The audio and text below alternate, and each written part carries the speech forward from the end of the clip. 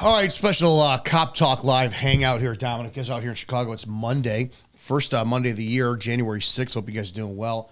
We're going to go over some stuff today. It's been one hell of a week. If you've been following any of my content, especially over on Instagram, we're going to have some conversations today. We're just going to have some painful conversations that I just don't care anymore, man. People need to understand that this profession needs to change, and it's only going to start by cops. We have to weed people out, and it's effing horrible. My glasses at how just abysmal people are. But let's play your voicemails here first. 708-982-0974. If you guys got something to say, I always want to hear it. I got some voicemails that are due back. Let me hear what you guys have to say. Hi, Dominic. Your live show is on now. I just had a statement to make real quick. If you have time, maybe you can give me a call back. My phone number is 1224. Talk to you later. Happy New Year if I don't hear. Let's hear what you have to say.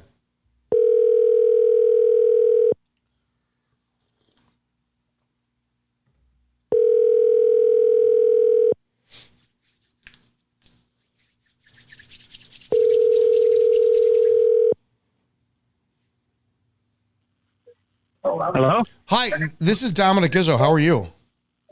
Hi, Dominic. How you been? I'm sorry that I didn't get the chance to call you back. I'm actually streaming live. Did. Well, I'm streaming live now, and I got a chance to call you, though. So I thought I would just give you a call and see what's on your mind. And, you asked me to call you, so here I am. Oh, that was a couple of days ago. It was. I had like everybody else, I was coughing my brains out for the last couple of weeks, so I couldn't talk for too much. But, I'm sorry about the delay. What's going on? Not much. I had already told you what I thought the last time I talked to you. I have a gazillion things that I had written down. I don't have it right here in front of me, but I've had experiences of my own in the past as I used to drive and I'd be out all night. I'll give you one example of what happened to me. Maybe you can say something about it. I used to deliver airport luggage at night at a Newark airport. And my day would start at 2 a.m. I'd go up to the terminals or wherever I had to go pick up the luggage. And sometimes you had medications. Medications, I can't just leave on a porch or anything like that. I have to ring the bell, knock on the door, talk to the person. Back then, we didn't even have cell phones. So I did that. I had a little bag with medicine in it, and I knocked on the door. It was supposed to be a woman, I believe. And an old guy answered, real grumpy, cursing at me. What the F are you doing here at 3 o'clock in the morning? You're waking everybody up. And I said, well, sir, I'm sorry. I'm from the airport. I have to deliver the medication in person. Well, you don't have to deliver it in person. You could do that in the morning. I said, no, we're out all night. Sometimes these medications are needed like immediately. I don't know that. So he just grabs the bag out of my hand and rips it, which took my fingernail completely off. Okay, he was off his rocker. So I said, well, that's how it goes. I'm driving. I get right over the bridge in Parsippany, and I'm surrounded by police. Apparently, the guy was somebody higher up in town. I don't know what it was. And I had an old ratty pickup truck, and the cops are pulling me over, and I'm trying to explain to them what I'm doing. I showed them the ticket from the airport, and everything was going good. And one cop come flying up and puts a gun right to my head. And he says, you don't know who you're messing with. I'll blow your fucking head off. And I'm looking at all the other cops. I thought I was dead. And the other cops kind of pulled him away and told him what was going on. And they kept him away from me. And I was shook all the way the rest of what I was doing. That's just one thing that's happened. I called up. The next day I called his captain. I was talking to the captain, but they just kind of Oh, yeah, brush it on the rug and all that shit, and it's not important. Yeah. And that's happened to me more than once on that job. Okay. Another time, delivering the luggage. Another time I was up in, forget what county it was. Some of these things happened so long ago, I kind of want to forget them. Well, that might be a good chance to forget them. I appreciate the story time, but I just I wanted to follow back up because I didn't want you to think if you guys call me and ask me to call you back, I'm going to do that. So I apologize for the delay. That. I apologize. Great. But but I'm live now. So if you wanna watch, it's we're live now. We're doing that. I'm going to go on right now. I didn't know you was live. Yeah, absolutely. I appreciate that. So you enjoy the Happy New Year, and I appreciate your time. Same to you. Thanks so much. You're welcome. Thank you. I'm gonna get through your guys' voicemails, and then we're gonna kind of discuss some today's just casual hangout. I really want to address a serious issue about fucking female cops again, and just they gotta go. They gotta go, regardless of the phenomenal interview I did the other day. We'll talk about that. Let's see where this one is. Yes, Mr. Izzo. I apologize. The only reason I'm calling is I'm one of your subscribers, but I saw your, it says Cop Talk Live New Year's Eve Hangout. Yeah. And I don't know if I'm doing this right. I don't know if you're live, but if you were, I was thinking you would have picked up the phone and you'd be calling me back. And I just wanted to ask some questions if you were live for our audience to interact with. If you're not live, ignore this message. Again, my apologies. Happy New Year. Well, was midnight, man. I don't know if I'm supposed to leave a number for a call. Number is 407-375. Just call right back. It was midnight, man. You called me at midnight.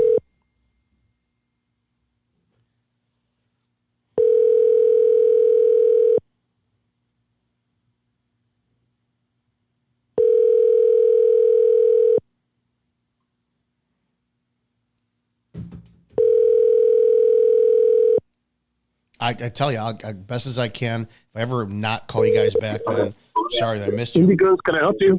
Hi, this is Dominic Izzo. How are you? Yes, Mr. Izzo, how are you? Good. I'm sorry. I'm live, and I was playing voicemails, and I missed your call, and I just wanted to acknowledge your call and call you back because you called. It was actually midnight when you called, so I was off air probably about an hour at that point. So I just apologize. I'm just checking voicemails now, and I wanted to acknowledge your call. That's it. Oh, okay. Thank you so much. Are we live? We are. Did you have a question or something you wanted to state in the voicemail you said? I did. So, Officer Izzo, what I wanted to do is let me, can I get on there live? You are live. You are live. Oh, can I get on when you say live, does that mean I can watch you on YouTube? You can, but don't turn the volume up because there's a 25-second delay and you'll be hearing yourself in feedback, and then I'll hang the phone up on you. So what I wanted to, if it was okay with you, what I wanted to do is I wanted you to just pick out, I think here's what I want to do. I have questions just like other civilians, right? With law enforcement interaction, and I just want to find out, but I think it would be best if we use an example, like any video you pull up, would be fine. Would that be okay? Can you pull something up that's controversial? Go ahead and give me a go. Just say what's on your mind. Okay.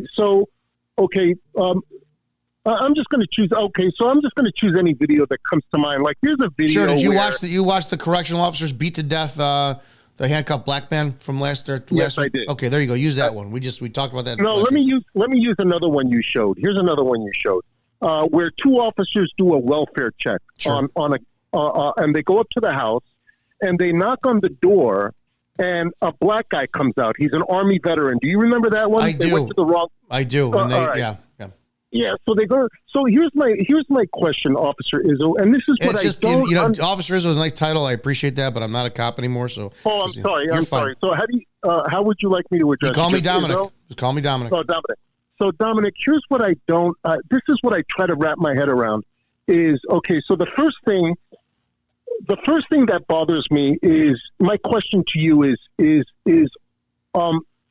is being a police officer, is that a profession? Is that considered a profession or a trade? I wish to God more people thought of it as a profession. I really do. I don't. But it is I think a profession. I would thought of myself as a professional police officer. Yes. Yes. Okay. So in most professions, right? And by the way, did you read my comments about the thin, some guy brought up a comment about the thin blue line that I've been commenting? I really don't know. I try to read all you guys' comments. I get so many awesome comments. That's right. I'm sorry. No, I know you're I'm fine, jumping man. around. You're fine. Okay. So policing is it's a profession. All right. It is. I mean, all right. So the first thing I want to address is in policing, right? In professions like mostly, doctors or airline pilots or, in a lot of professions, you can't wear tats. You can't be tatted up. Do you agree with that? I think that was the social norm that I grew up in. It's no longer the case. That's no longer the case. That's my opinion. I had at my last department, I had tattoos and a goatee. So my first department, there was no facial hair, no tattoos. You had to cover them up if you had them.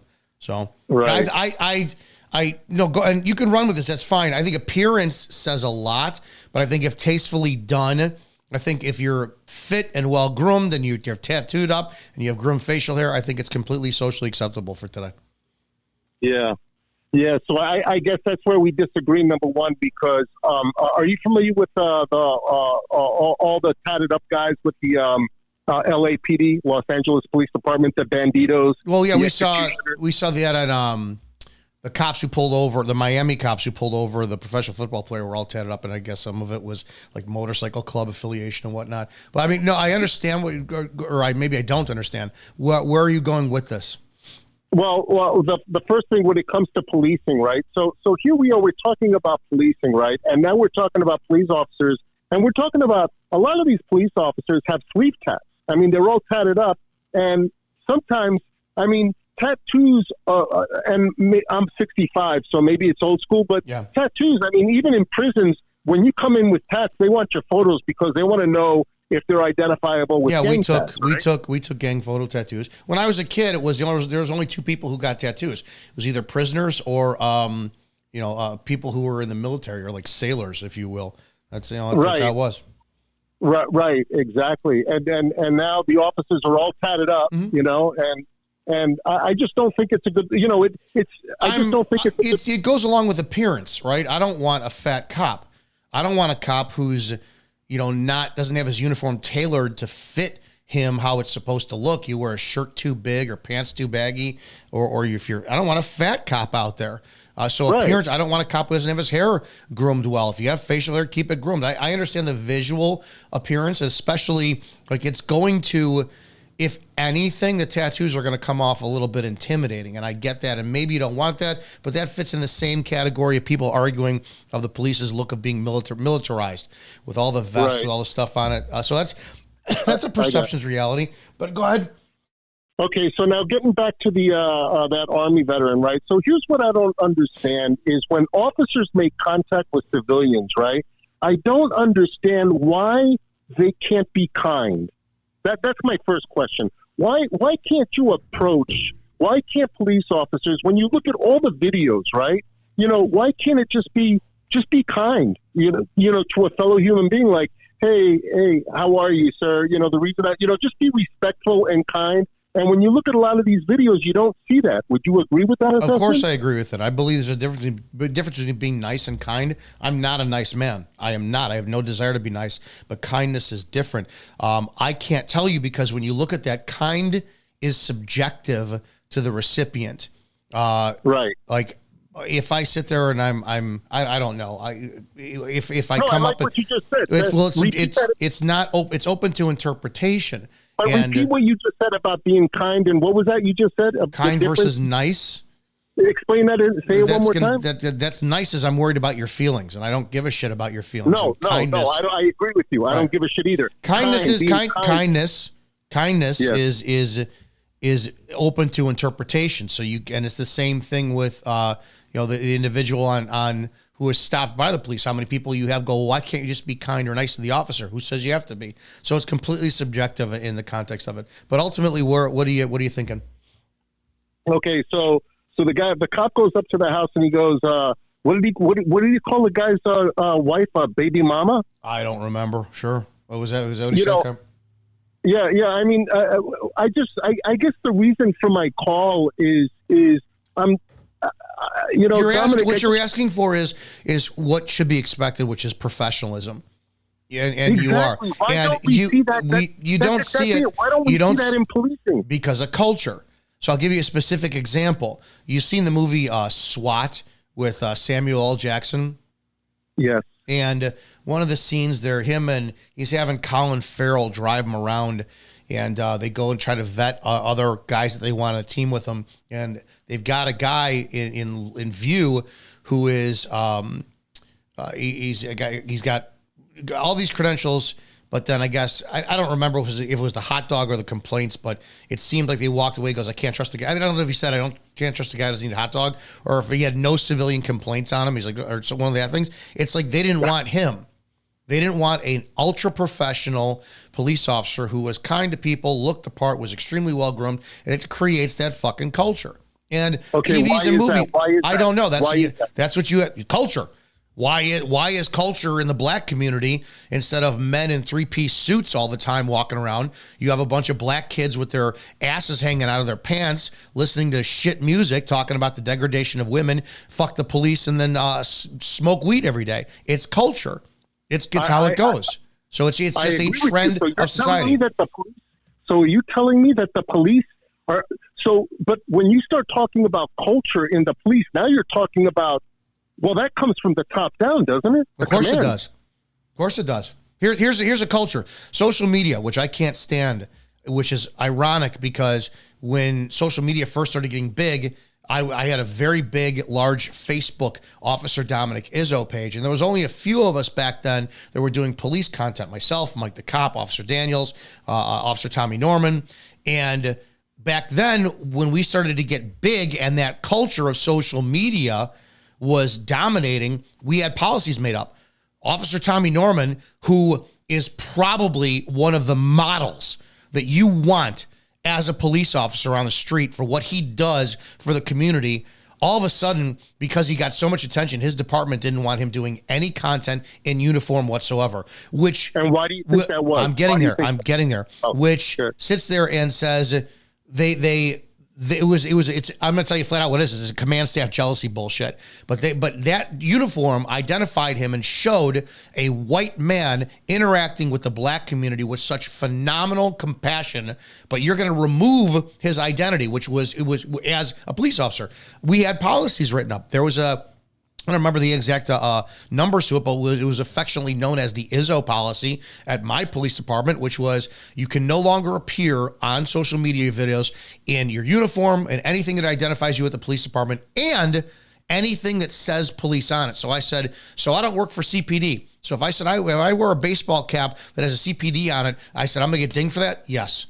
So it's that my specific department I knew was a jealousy issue from my commanders telling me after every staff meeting on Monday, Chief watches your shit. It's pissing him off. He keeps talking about rant and rave. I couldn't.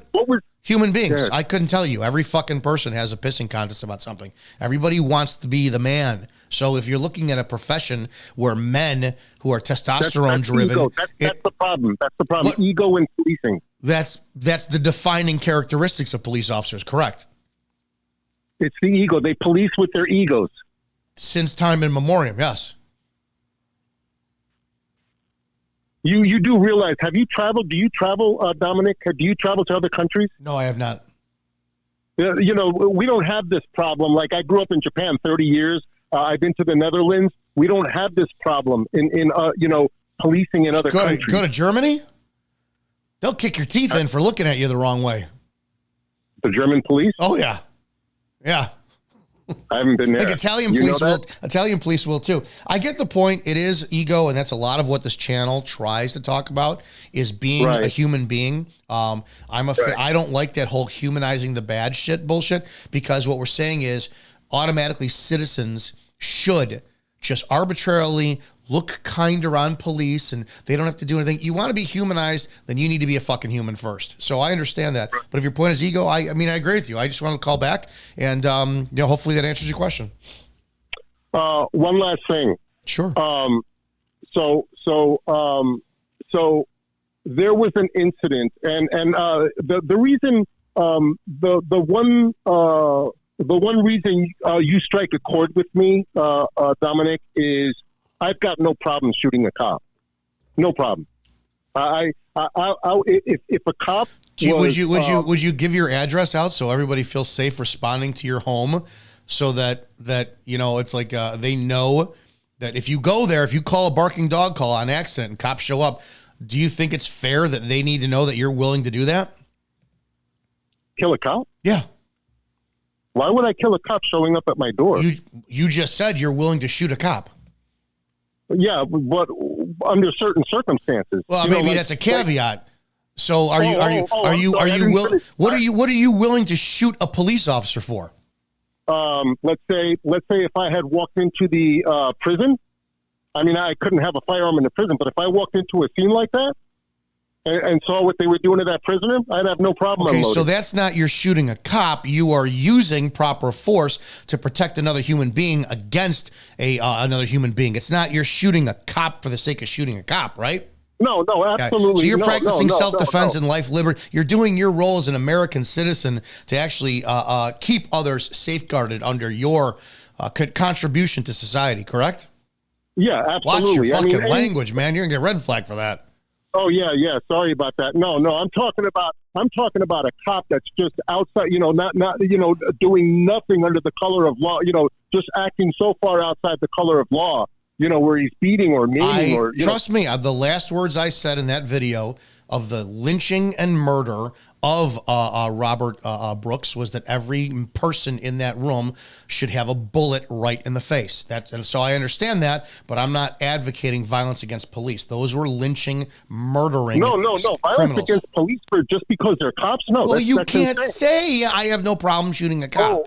Oh no, I've got no problem shooting a cop. That is. Let's just move on. What do you got? Let's close this out. What do you got? No, that was about it. No, I just wanted to have this conversation. Well, there you go. I mean, I appreciate your call. We'll regret it, but it's all right. You know what I mean? Yeah, no problem. All right, you enjoy the rest of your night. Happy New Year. Thank you, Dominic. You're welcome. Holy shit, and shoved me in it. I think I got one more. Here we go.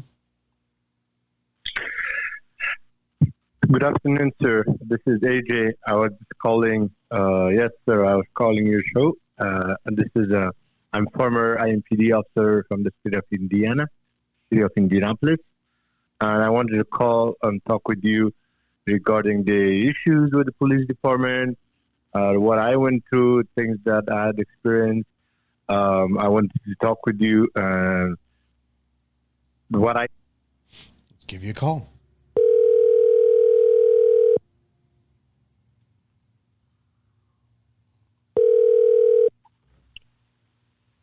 Hello? Hey, how are you? This is Dominic Izzo. Hi, sir. How you doing? Good. I was actually just on air streaming live, and I was listening to your voicemail, so I thought I would give you a call because you said you wanted to talk about some stuff. Yes, sir. So I'm former IMPD officer from the state of Indianapolis. I'm sure you're very familiar with. Yeah, I'm right next door. I'm in the suburbs of Chicago.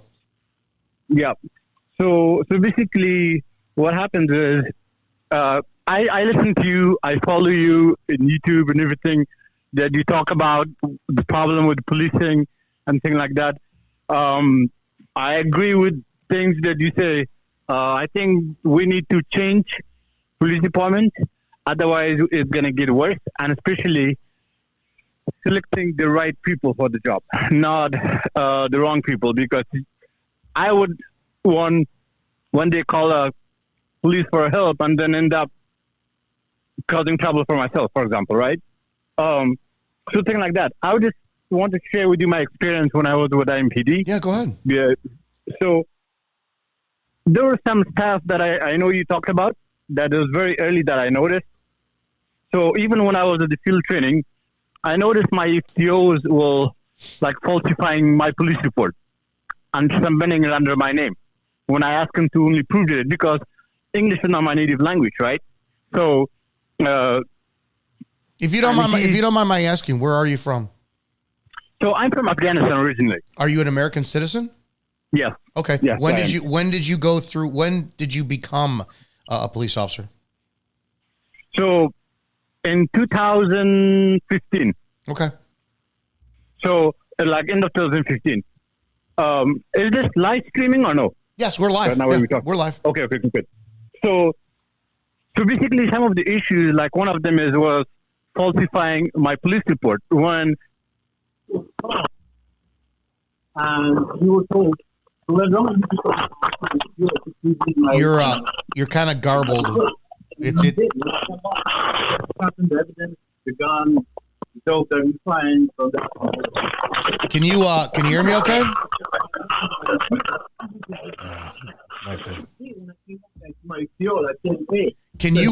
Can you hear me? Okay. I'm gonna hang up on him and call him back. Okay.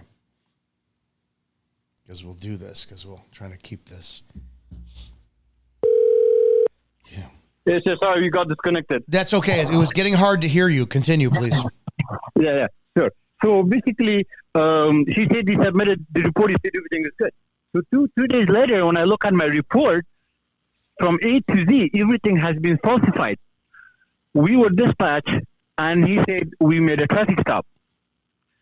And obviously, in one of the incidents, as you know, everything is important, where we had the guys in gunpoint because they were trying to run away.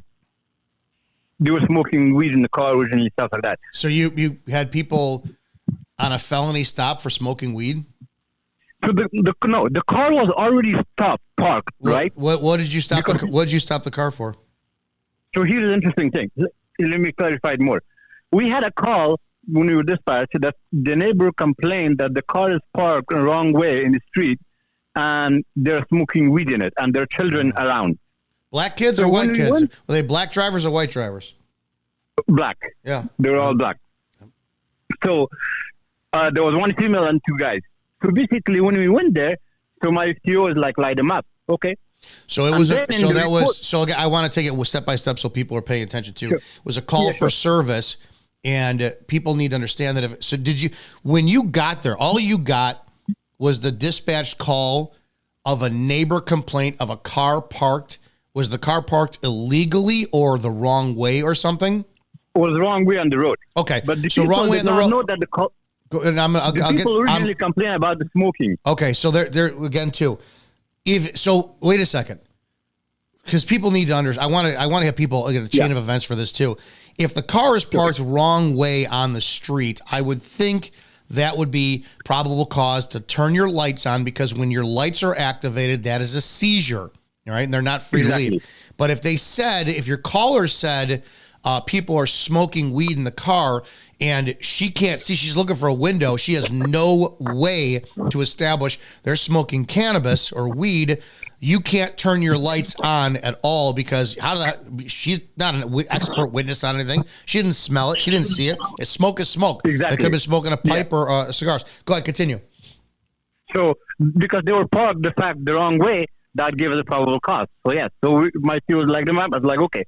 So when they were trying to run away for it, and that's when we had them at the gunpoint. So again, did they get out of the car and run, or did they drive off? Yes. No. They were trying to get out of the car. They opened the doors, so we had him at the gunpoint. My everybody pulled out a gun and said, "Hey." This is where I'm kind of. I want people to understand this, because I don't know how you feel about this now. I'm going to be 50 years old in a couple of weeks, and I look back. Yeah.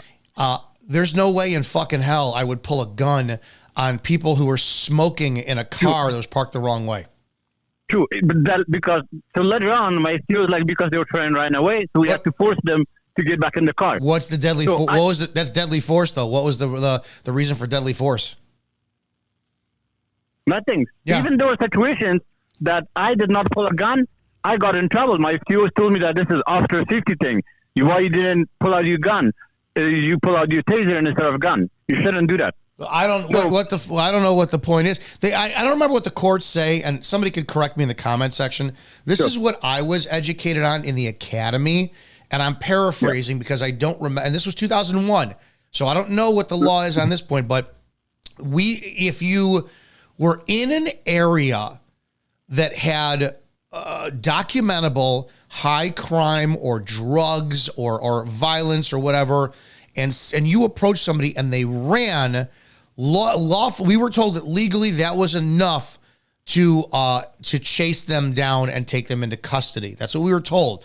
You can't like go to the grocery store, you come up with somebody, they run, and you don't have any lawful reason to stop them. But we were told that it was like almost like a Terry stop, or how the stop and frisks, they did them in New York. It's like it was all based on the totality of the circumstances. So I'm very curious to see in the comment section what people have to say. I don't know the case of that anymore, but that's what we were told back then. Go ahead.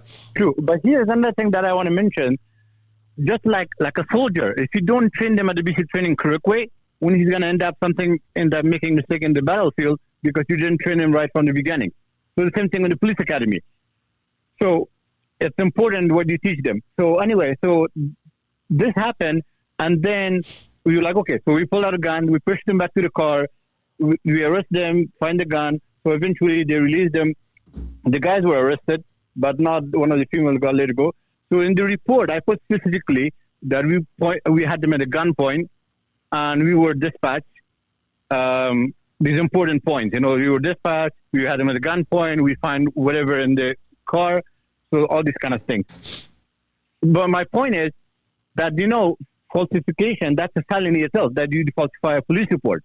So 2-3 days later, when I went to my sergeant, I said, look, especially if I have to go to the court for this case and under oath, I say, this is what happened, and when this is not what happened, because everything has been falsified. He said we made a traffic stop. We did not make a traffic stop. We were dispatched there. And also, like, we had him at a gunpoint. What if somebody had accident discharge, for example? Then how would you explain it if it's not in the report? So I made all these things, so my CO falsified everything, right? So my sergeant is like, oh, okay, thank you for letting me know. I will talk to that CO. Okay. So not obviously, being a new, you don't get it. You get in trouble even if you did something wrong. I mean something right. Mm-hmm. So next thing you know is I get in trouble because obviously the sergeant department 10, 15 years and the COs, they are buddies. Next thing you know is he does not trust me anymore. He thinks like I'm a snitch, like I'm going to report him for everything. So when he even hands me over to another CO, he already tells him like, hey, be careful. He's going to report it. So the other CO already has a bad taste about me because that he's a snitch. They look at me like snitch, you know what I'm saying? Yep. So even when I was doing like traffic stop for DUI and stuff, so like I noticed this discrimination sometimes you talked about, and he would pull over like, for example, African American, and let like a white lady, I remember specifically, was letting her go. I was like, no, I was trained for this. So I need to do my job in DUI and touch his responsibility. She hit someone or whatever, then it's come on us and we'll bite us in the ass.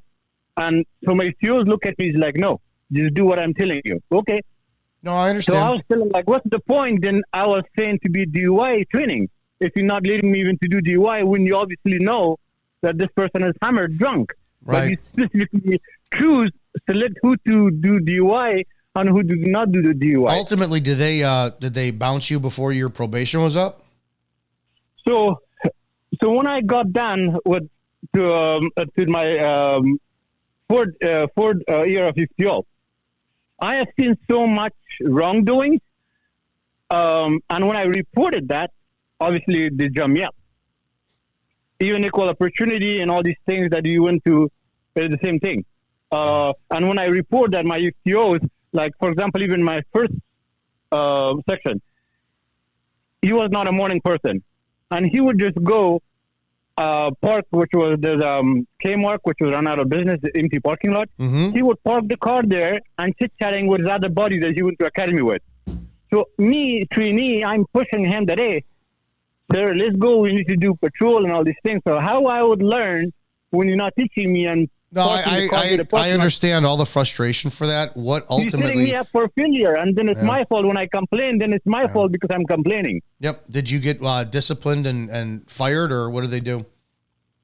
I mean, I resigned eventually because they were because even if they were passing me on to, they already had a bad taste. No, I understand that. I appreciate that, and that's in Indianapolis. In Indianapolis, we didn't have no body camera, and we didn't have no dash camera either.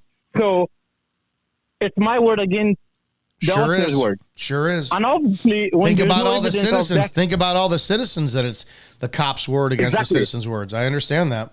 That's a and problem. I've seen, and another thing is because ethically, morally, it's wrong. So that's why I've seen things that were so wrong, and I said, look, it shouldn't be like this. When I made a complaint, then they looked at me like I'm a bad guy. So how we can fix things if we don't, when we see something's wrong and we don't talk about it? That's what we're working on. And that's the whole purpose of this channel, is to get this shit out in the open, have honest conversations. And I can't come up with solutions. All I could do is facilitate the discussion, make people uncomfortable, have the conversations, have somebody like you, because people don't believe this, right? Yesterday I went through a whole bunch of shit on social media, defending my crap. And it's like, I had to put up my entire story, and people and the second I started to put up the stuff I went to, it went from a bunch of cops, oh, you're a fired cop, you're a disgrace, you're this, to actually people in the comment section going, that happened to me. Oh my God, I went through that in my department. We have to have these real shitty, uncomfortable conversations, because sadly there is a ride or die dumbass mentality with cops who are so stupid that they would rather lick the boots of their own masters just to stay as a member of that blue line club than actually discuss the problems that are within it. So this is how we do it: is we have these conversations and we add to the tally. And another of people thing, out there. sir, when you bring, as you know well, when you bring politics to police work, you can't do your job right when everything is about political. Right.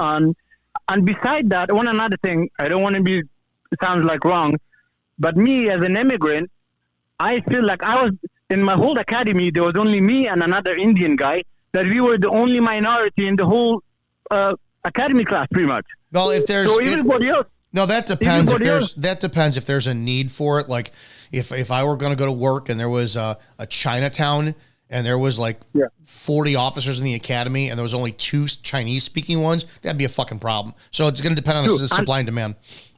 True. And another thing is that everybody in my academy, cousin or came from somebody law enforcement background. Sure. Me and that Indian guy, we were the only one that had no background from family member who related to law enforcement. I empathize. I appreciate. I'm glad you told parts of your story, because people need to hear this.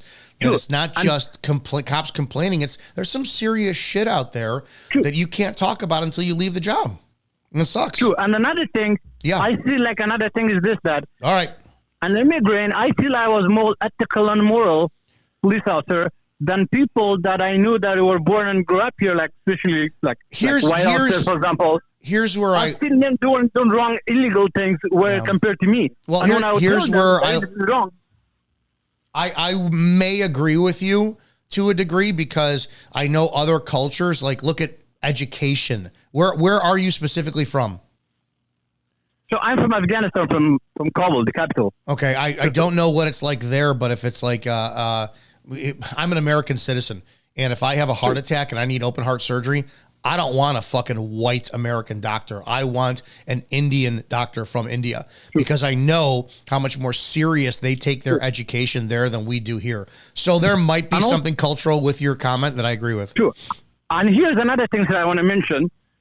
I mean, obviously, I come from a third world country where it's not perfect, it's not developed like in the West. And there's a corruption. You see like corruption and things like that. I was not wanted to see that in law enforcement here. They say the grass is green on the other side. I did not know everything until I actually got in, and then I see all these things, how things are going on, and it's wrong. Even that's why I see it bothered me more, because I did not want to see that in the U.S. because I came from third world countries. Well, we talk about corruption in third world countries, but nobody's talking about things here. That's what we're working on. Like organized crime. That's what we're working on, and that's the whole point of this channel, is we want to change cop culture.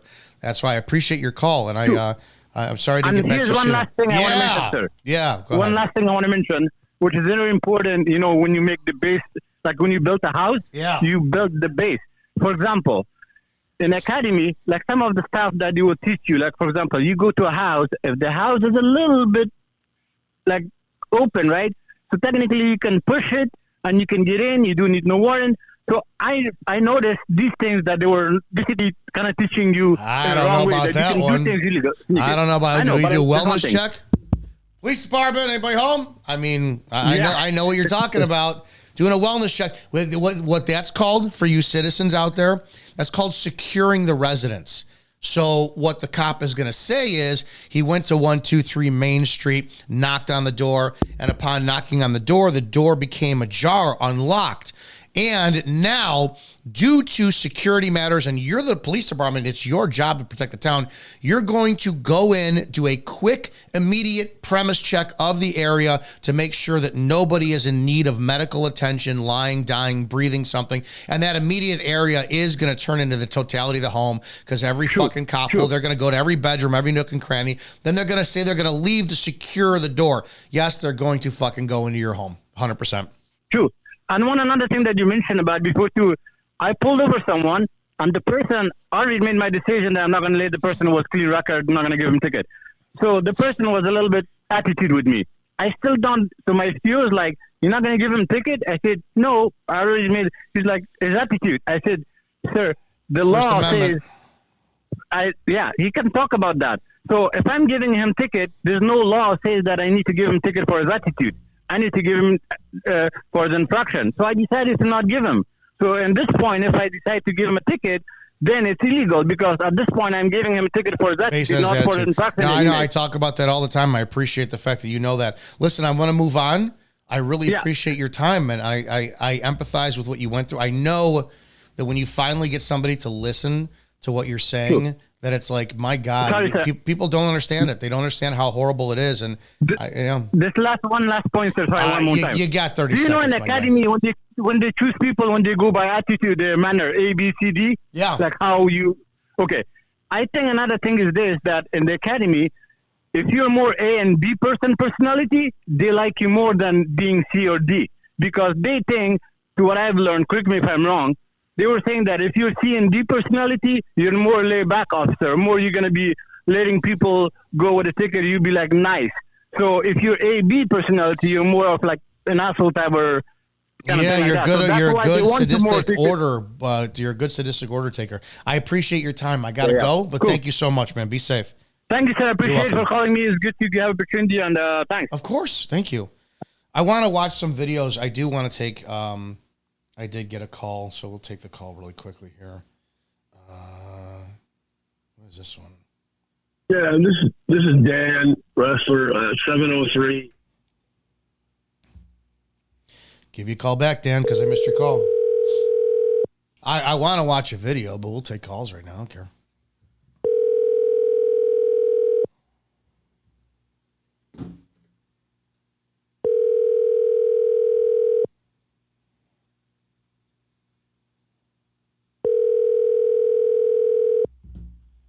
Leave a message after the beep. All right, Dan, we'll listen to your voicemail then.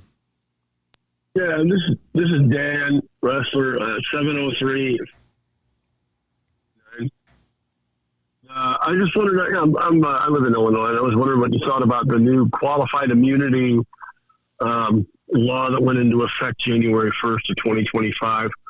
That mandates that the state assumes that all police officers, all the way up and down, have signed off on and know all law and case law prior to 6 months of a present day of a particular arrest. So if they arrested somebody today asking for their ID and it wasn't a traffic stop, no one's obligated to give that ID. So they would not have qualified immunity because you're not required to give your ID in Illinois, et cetera, et cetera, et cetera, unless it's a traffic stop. And once you're arrested, if you do decide on your own to give your name or date of birth, it must be your true name or date of birth.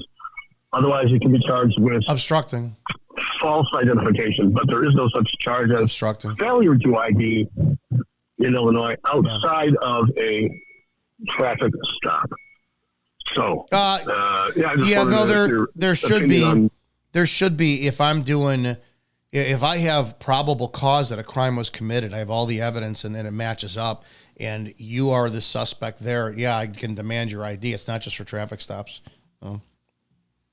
UI, it doesn't have as much teeth as the New Mexico qualified immunity, no longer available to officers in New Mexico. All right, thanks. Yeah, that's an interesting subject. I I wish I knew more on it, and maybe as time goes on, I will. All right, hang on.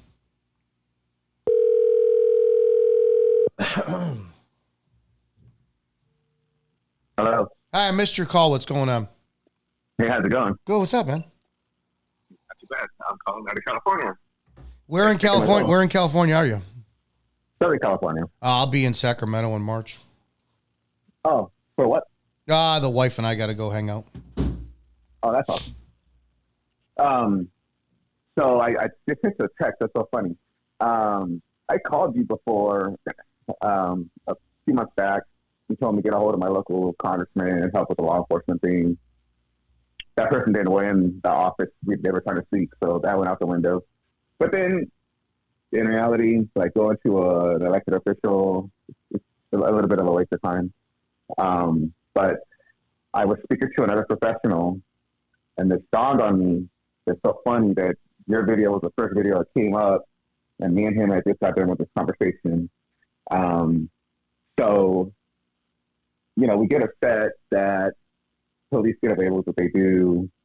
How do we fix that? What's the solution? We need the public to be more aware. So it's a little bit of a part two because it involves that gentleman. This is where you come in and the professional that I was talking to. A gentleman that took the life of that CEO in New York.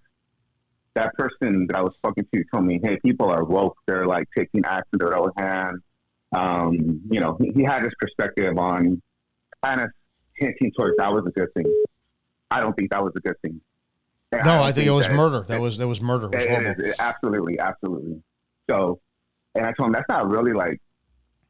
There's no awakening happening there. There's no like revelation. Like if you really think something has to be revelated or people are on board, if the sentiment is that, then the real revelation or the real whatever you want to call it, woke, whatever you want to call it, is if those 12 jury members would exonerate that person, because then now would say, look what someone can do, and there's a chance that 12 members of the jury would not convict you if Sure. they thought you were right. Well, we right? see Okay. that, but on the flip side, how often do we see cops doing that all the time, getting away with it?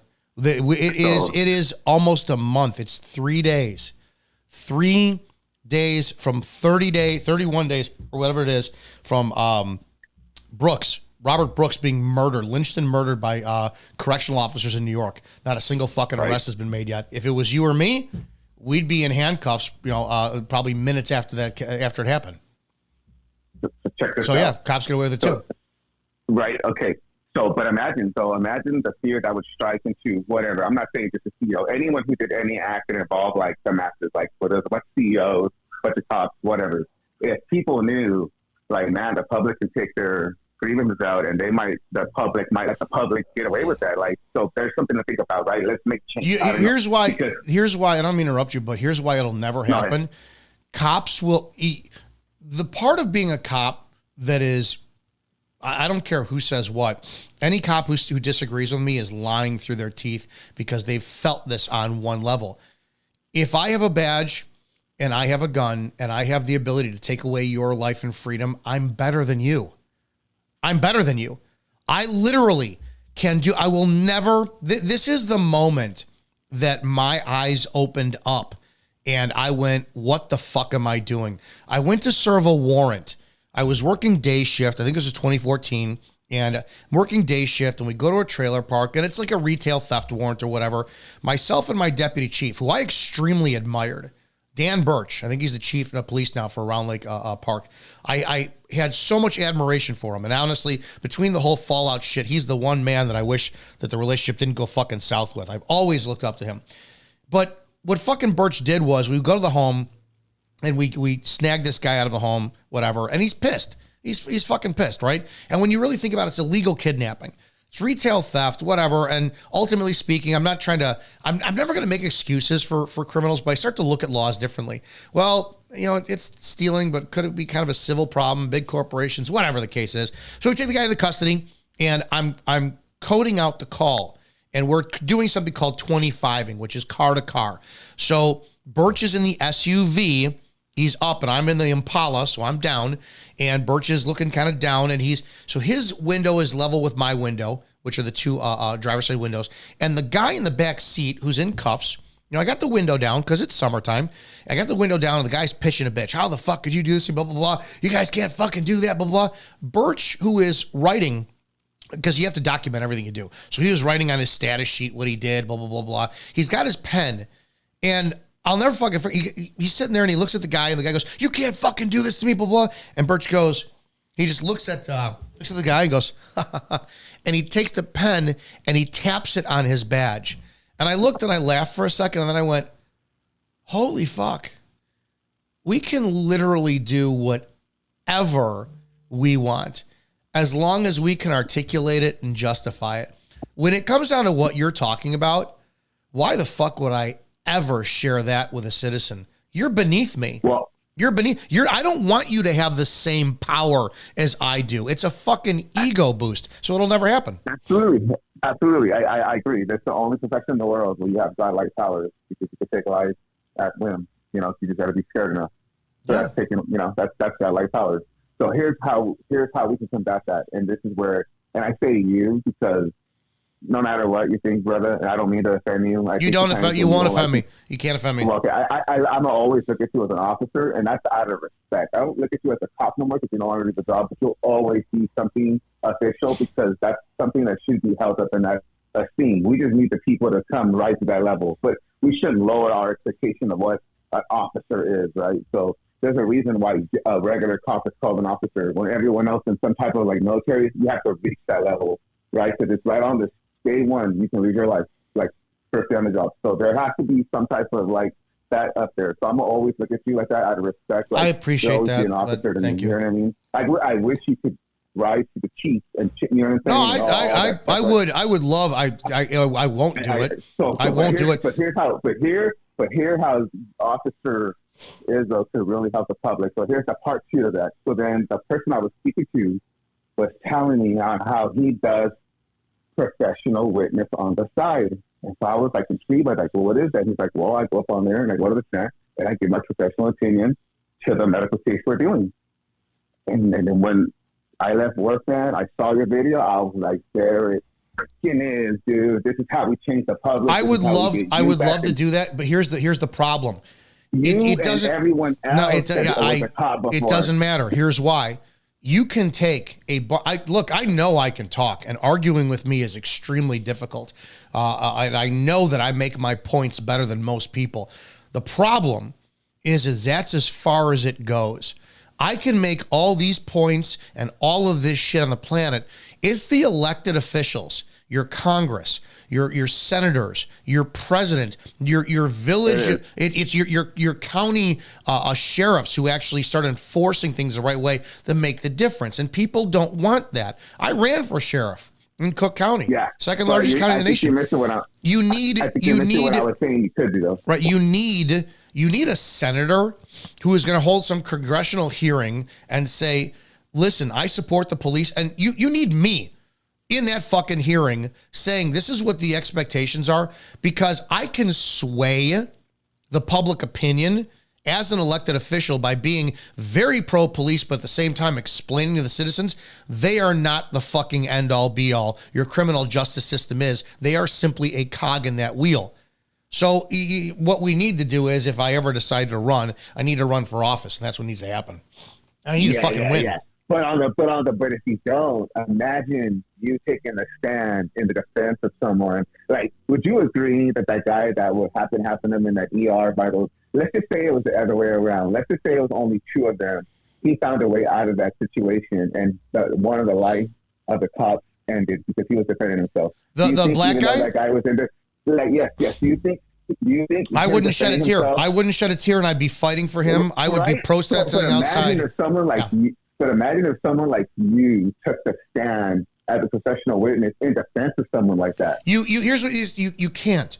There was an Illinois case, I don't know, 5-6 years ago, and this cop got fired for it. And it's a very famous video. The cop is like, you want these hands? And an Illinois cop, Southern Illinois, beats the shit out of a black kid who was arguing with him. The kid had to be 19 or whatever, and I call him a kid because he's younger than me. And when the other cop pulls up on scene and sees this cop fighting with this kid, the cop goes, no, just, you don't, I'm not arresting him. He fought with him and beat his ass, and the public loved it. Public fucking loved it. They said, man, we need more of this, and this is how it has to go, cops beating ass. And I posed the question of, the cops are always going to win. Because if that cop was in a position, if that cop had said, listen, hey, I'm not going to arrest you, we could throw hands. If you beat me, is what it is.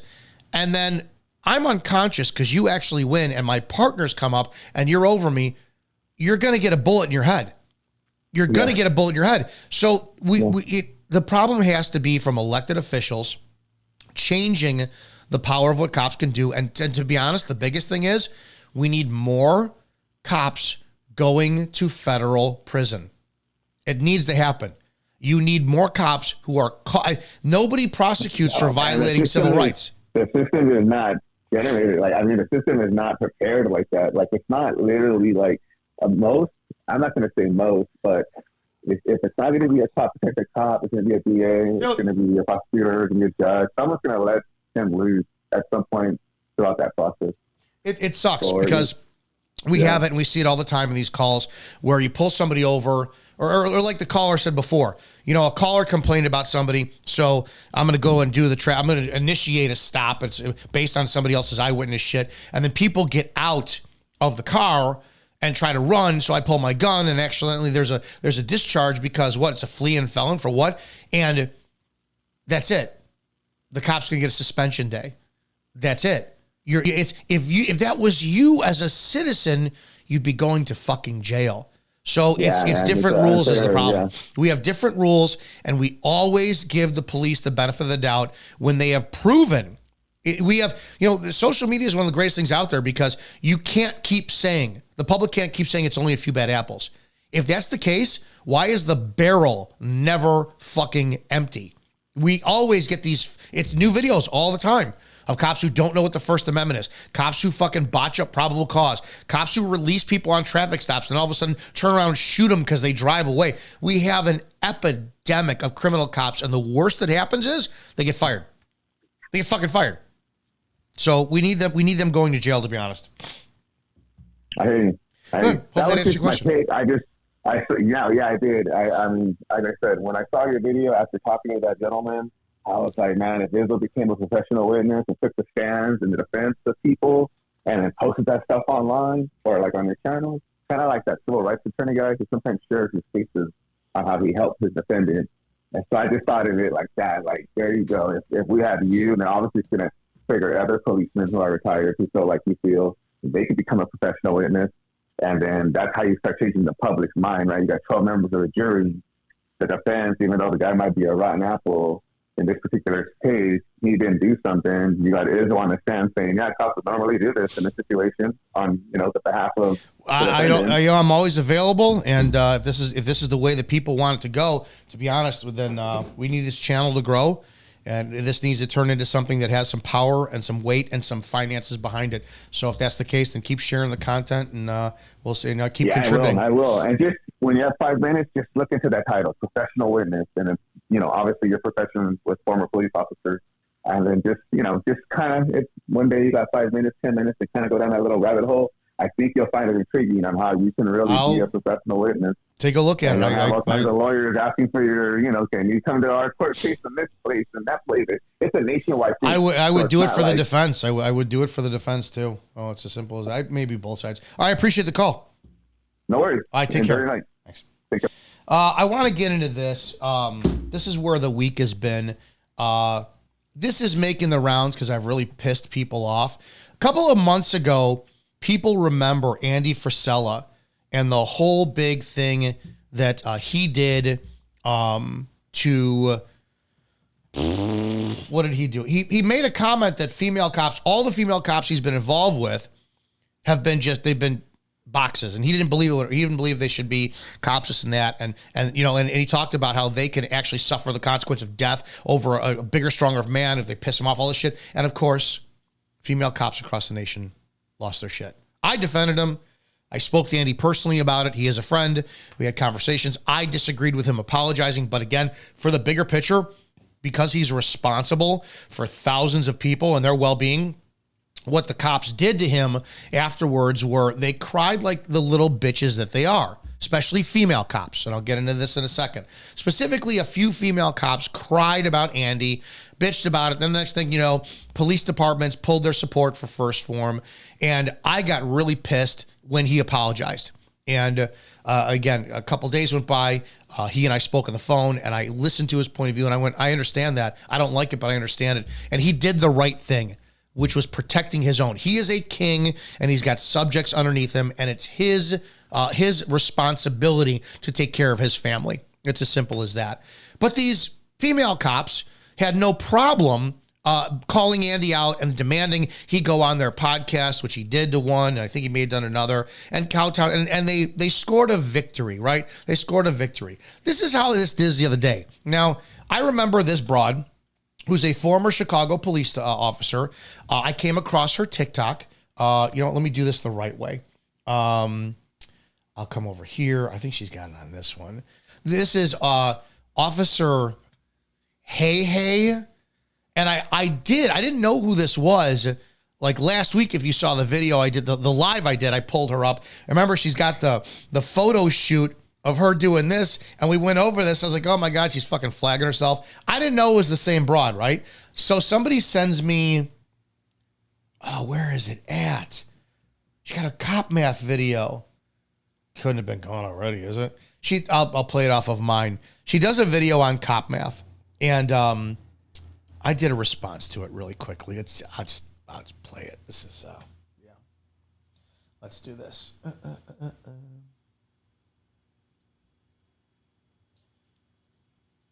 Where's the oh? Girl math, boy math. This is cop math. Okay, so I'm about to go get a Starbucks. Then I'm gonna go get my nails done. Yeah, and then I am going to get a massage. And then I'm going to go get myself Panera because I really want Greek salad. And then I'm going to go... This is what law enforcement has come to, just to let you know. Now, before I continue with this, I'm sure... No, I wouldn't have. If I had stayed in law enforcement, there's no way in fucking hell I would do this. My ultimate complaint that I've had to add a word. I'm not anti-female cop when I really think about it, because we did interview... Ivana Williams the other day, and I ate shit. I ate the shit sandwich on the fucking show where I'm like, no, dude, you need to be a cop. You need to be leadership. And then I look back at the women I work with. Yeah, there were 2 women I work with that were mattress back whores that fucking ruined everything in law enforcement.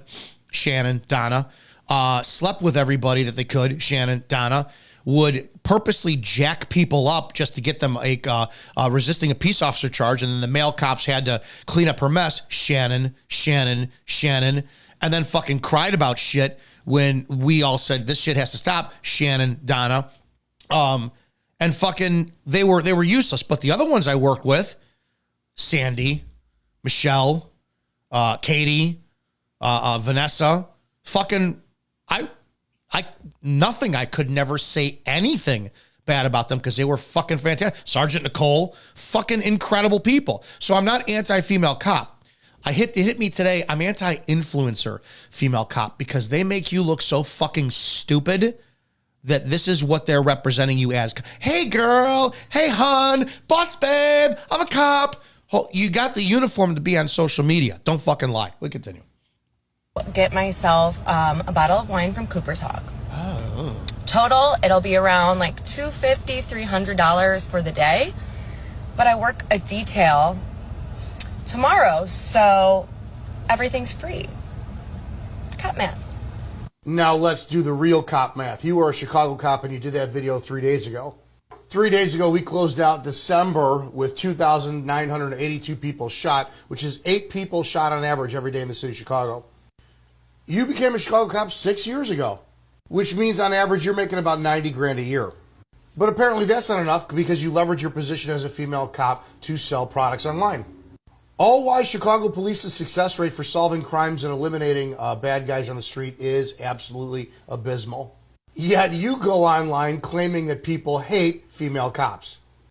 And you got a master's with a 4.0 and still can't figure it out? It's not that we hate female cops. It's that we hate you getting paid $90,000 a year to solve no crimes whatsoever and leverage your position as a female cop to promote your own stuff on social media. Cop math. So that happened, and John Anthony from Black and Right Radio out here in Chicago commented on the video that he said this was Ella French's partner. Ella French was murdered on duty, a Chicago police officer, in 2022. I didn't know that. So my comment was, well, maybe if she spent less time on social media, Ella French would be alive today. And then the whole fucking shitstorm started. She wasn't even working with French that day. French had a male partner. And I started to defend myself a little bit, going, that's a moot point. I don't care. Because maybe if she was her partner and she took herself fucking seriously, I don't know what influence they had over each other. Stop being fucking women who are just playing divas in uniforms and focus on the fucking job. So, of course, that kicked the hornet's nest. But you know I got to kick it harder. You know I do. You know I can't fucking help it. I'll go to my Instagram on this one. State my presence or why we're here. So over on my TikTok, Instagram, and I put it up on TikTok too. I did 50,000 fucking views so far in a couple days. I did this video to solidify my point because this box, who is now I have no respect for her whatsoever. You interviewed Andy Frisella at a point to leverage his apology, and you acted like you fucking won. And then you continue the degradation of the uniform by being a fucking diva who wears it only to promote her product placement. Now, I'm a network marketing professional, the MLM, the pyramid scam. That's my fucking profession. And I call people out for doing this shit all the time. And I'm all for capitalism. I fucking love the industry. It's sales.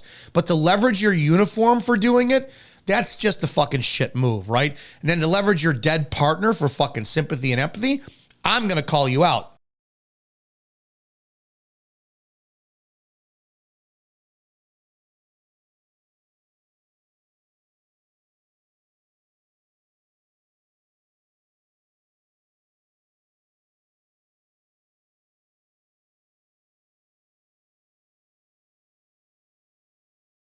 Maybe you spent less time taking bathroom selfies for social media clout and focused more on being a police officer. Maybe Ella French would be alive today. But then again, how can you hawk your business if there's no dead cops out there to capitalize off of? I don't hate female cops. I just hate cops like you. So, of course, that got a ton of fucking negative attention, but it also got a ton of positive, well, not agreed attention, right? Agreed attention. And I put a debate up because, of course, everybody's pissed off. How dare you talk about a dead CPD cop and all this shit. Let me make this point extremely clear. I don't give a rat fuck about Ella French. I don't. I never met her. I don't know her. We have this weird obsession in the United States of celebrating or honoring, wrong word, honoring the death of a cop and mourning the biggest tragedy in the world, and the bagpipes and the pomp and circumstance and the funeral procession and the black bands around the badge. And we have no fucking clue who this person was. G.I. Joe Glenowitz? Anybody remember that one? Yeah, that fucking sold me. I hook, line, and sinker. We'll talk about that sometime too, because you were all lied to. So I don't know what Ella French was like, and I don't give a shit if this offends you. I have no idea how she treated people. Didn't work with her. Never heard from anybody. I have no idea if she was fair. I have no idea if she abused her authority. And that goes for every single cop in America. We want to make, like Trump wants to make fucking a death penalty if you kill a cop. Why is their life more valuable than the citizens we serve? I have a severe problem with that because it puts police officers on a pedestal above other human beings, and that's the wrong fucking message to send to them. Where is my point on this one? Oh, but here's the flip side of that coin as I go off on my rant and tangent. The bigger problem I have is we arbitrarily celebrate the death of a criminal. I don't give a shit about the human being George Floyd was. I don't care. All you hear was he held a gun to a pregnant woman's stomach. He was a career criminal. He was this. He was that. He deserved to fucking die. I hope he's burning in hell. What? I don't this is a personal thing that I have. I know the fucking scumbag that I am. I know the shit I do. I know the adulterer and the sinner and the fucking, I'm not a liar, I'll tell you that, but just all the shit that I do. And this is just my faith. It's only my faith. I'm not trying to spew that on anybody. My sins of having an affair with a fucking married woman in God's eyes are the same as George Floyd and what he did. Why the hell, as a human being, am I going to condemn George Floyd? And that's my shit, right? I'm not asking you to share that opinion. I'm not asking you to fuck that criminal, blah, blah, blah, this and that. I just have a severe problem how, as a people, we arbitrarily celebrate the death of a criminal who the system probably failed, and we as a collective community fucking failed. I've talked for a million times how the black community has just been abandoned by us. We fucked them over. We kept them in slavery. We really did. We perpetuated their criminal behavior. It is our fault based on the system that was built for them, but we're not doing anything about it. But then we vilify them and we honor the police. So of course I did that. And that got people's feathers ruffled up like crazy. So I put up what do you call it? Wasn't a challenge. And I offer this. I will hold this for another week or so. And I put this out for female cops. And it's an open invite to all female cops. You are absolutely welcome and wanted to come talk with my audience live and unedited, to correct any stance that I have spoken wrong and misrepresented, and as an advocate for all female cops, to show support and praise for the job that you all do. DM me directly, as I want to do a live podcast for them and feature anyone who wants to speak. I'm the first and so far only broad that has said it is this Trisha Delicious, and this proves my point. This proves my point. And sadly, there are no other female cops to step up to prove me wrong. Are you angry that female cops never wanted to have sex with you or something? I'm sensing that kind of energy here. If that's your response, that's my whole point. And she went back and forth on my comments like crazy. The Officer Hay took my comments, put it up on her social media. I don't know if it's still there, where how dangerous I am. Our stories are gone. These are typical response. This is what all the women do. Letting a guy mansplain how women shouldn't be first responders. You shouldn't. You literally shouldn't. Because hormonally, the DMs I've gotten from women who are how disgusting and how insensitive I say about Ella French. Maybe if more people heard my fucking words, they would take this seriously and say, shit, maybe I should not be doing a plethora of selfie videos featuring me as a cop, and maybe I should fucking train more and take the job more seriously. And what this does, the only thing I have that's the difference between men and women for being police officers, or why they shouldn't be, and this is my ultimate position, and I'll say it now, so if there is a debate, that you have this already lined up.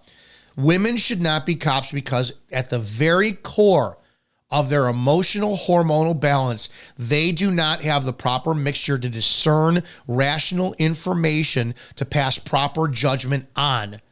They don't. Well, they're physically not able to take on men. There's a lot of fucking weak pussy males out there. There's a lot of fat males out there. There's a lot of that. But when it comes to the two of them, the bigger problem we have is with females and the inability to take criticism, lack of emotionally, to let that emotions dominate their position in decision-making and apply that to the people they're policing. They are more dangerous in the outcome of males. What does that mean? More women will probably end up using force, Shannon, to prove a point. You'll hear this a lot of times. You'll hear the most thing from fucking females. What do they say? Well, you don't know what it's like to have to prove yourself on the street every day. Prove my point, man. If that's your issue, you made the argument. If you're flat out saying that you need to prove yourself or whatever the fucking point is, you shouldn't be doing the job. You're not cut out for it emotionally. So my ultimate position, and the fact that women, if go back to Andy Frisella, if Andy's comment pissed you off so bad And that one female cop, I'll look at this right now because she's already checking out my shit. This is another example. I saw this today. I have to find her name. And I went, oh, look at that. You're stalking my shit. Because again, it's coming out there. It shows the lack of judgment and ability to properly friggin' discern when it comes down to issuing a traffic ticket, putting an arrest on somebody, properly detaining them. The bottom line is they're more apt to take it personally than anybody else. And I'm curious that you don't see a lot of females who are in an upper position command staff they're not going to waste their time to debate because they actually prove that point of it's the pre-generation of social media influencers. And that's what I had to realize. I'm like, well, why is it that I didn't have a problem with what Ivana said, and I really didn't have a problem with the 4 other female cops that I work with because they were fucking great. But why do I have such a problem with the most of the women today? And it's because of social media. It's 100% because of social media. I'll just do this one. Cop shooting motivational speaker. I should do it. No. I can't remember this broad's name. I got to keep going. I saw her on my shit today. She's a motivational speaker turned cop. She went to a call. I don't know if one of you guys got it in the comment section. I got to look. First name's Megan. And she was disarmed and the guy was shooting her and she was screaming and blah, blah, blah, blah, blah. And it's like, you shouldn't have been there in the first place. Here you go. Megan McCarthy. So this is another one. Megan McCarthy, if you've ever seen what she went through, okay, why don't we look at that really quickly? Just to show you. Hang on. I have to pick on you guys.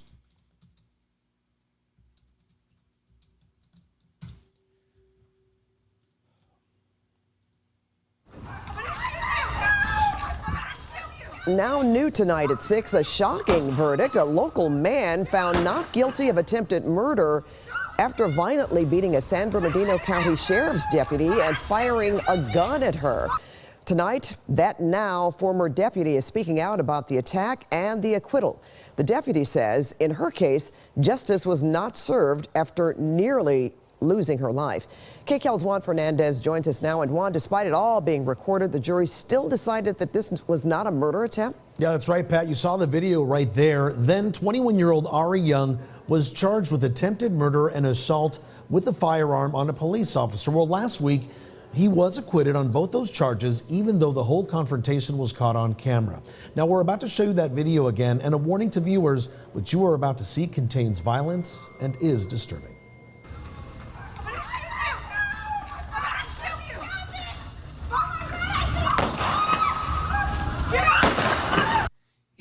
Here's the other problem I have, right? And this is where you need to understand why women are a danger to the public.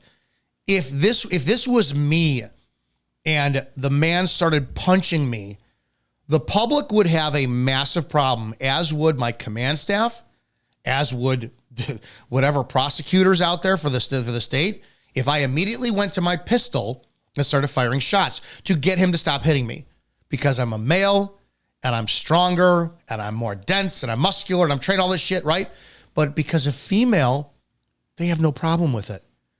How the fuck does that not put both the female cops and the public in immediate danger? You are to arbitrarily give them a free pass of going through the use of force scale. And yes, sometimes you jump from 0 all the way up to deadly force. Circumstances dictate tactics. But the public perception and the prosecution system would have no problem with a female doing exactly just that. Oh, he was punching you. You're clearly a woman. You can't take care of yourself. Go to your firearm. And we glorify this shit. And we sister power this boss babe, cop babe. You shouldn't have been out there in the fucking first place. That you caused this. Yes, I'm victim blaming 100%. You had no reason being on the job. And all you females going forward now listening to you with your motivational speaker shit, they're getting the false reality that they can go out there like super women and do this fucking job. They're going to put the public at danger and they're going to put their male coworkers at danger.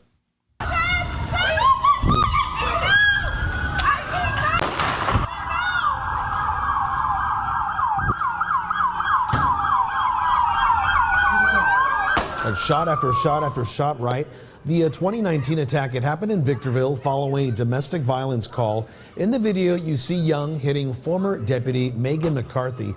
Then they wrestle over the gun on the ground. The gun goes off several times. Young then snatches McCarthy's gun and appears to fire it towards her. More deputies race to the scene and shoot Young. McCarthy, fortunately, was not shot during the struggle. And tonight she is telling Inside Edition about the acquittal of a man she says tried to kill her in cold blood. I thought I had been shot because my brain couldn't process how I'm looking down a barrel of a gun and I wasn't killed. Yeah, it's pretty heartbreaking. It's terrifying. I'm sorry. I'll be the fucking asshole to save your lives, ladies. She shouldn't have been a cop. She did this to herself. She put herself in the position for this to happen. I'm sorry. Some of you need to hear this to save your life and to save the life of the partner who's going to show up. Here, this is what we're not talking about. Now, I completely disagree with this guy getting acquitted. No way in hell. Think about the guy who had to shoot him, the cop who had to shoot him, whoever else shot him. I don't know if it was a male or a female pulled up. So McCarthy can't do the fucking job.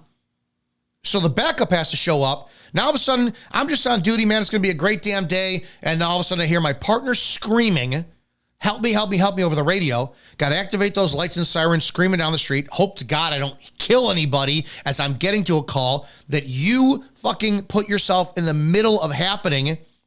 You put yourself in that situation. Dude, it's the same. This is so shitty and I don't give a shit. It's the same thing as rape victims being asked, well, what are you wearing?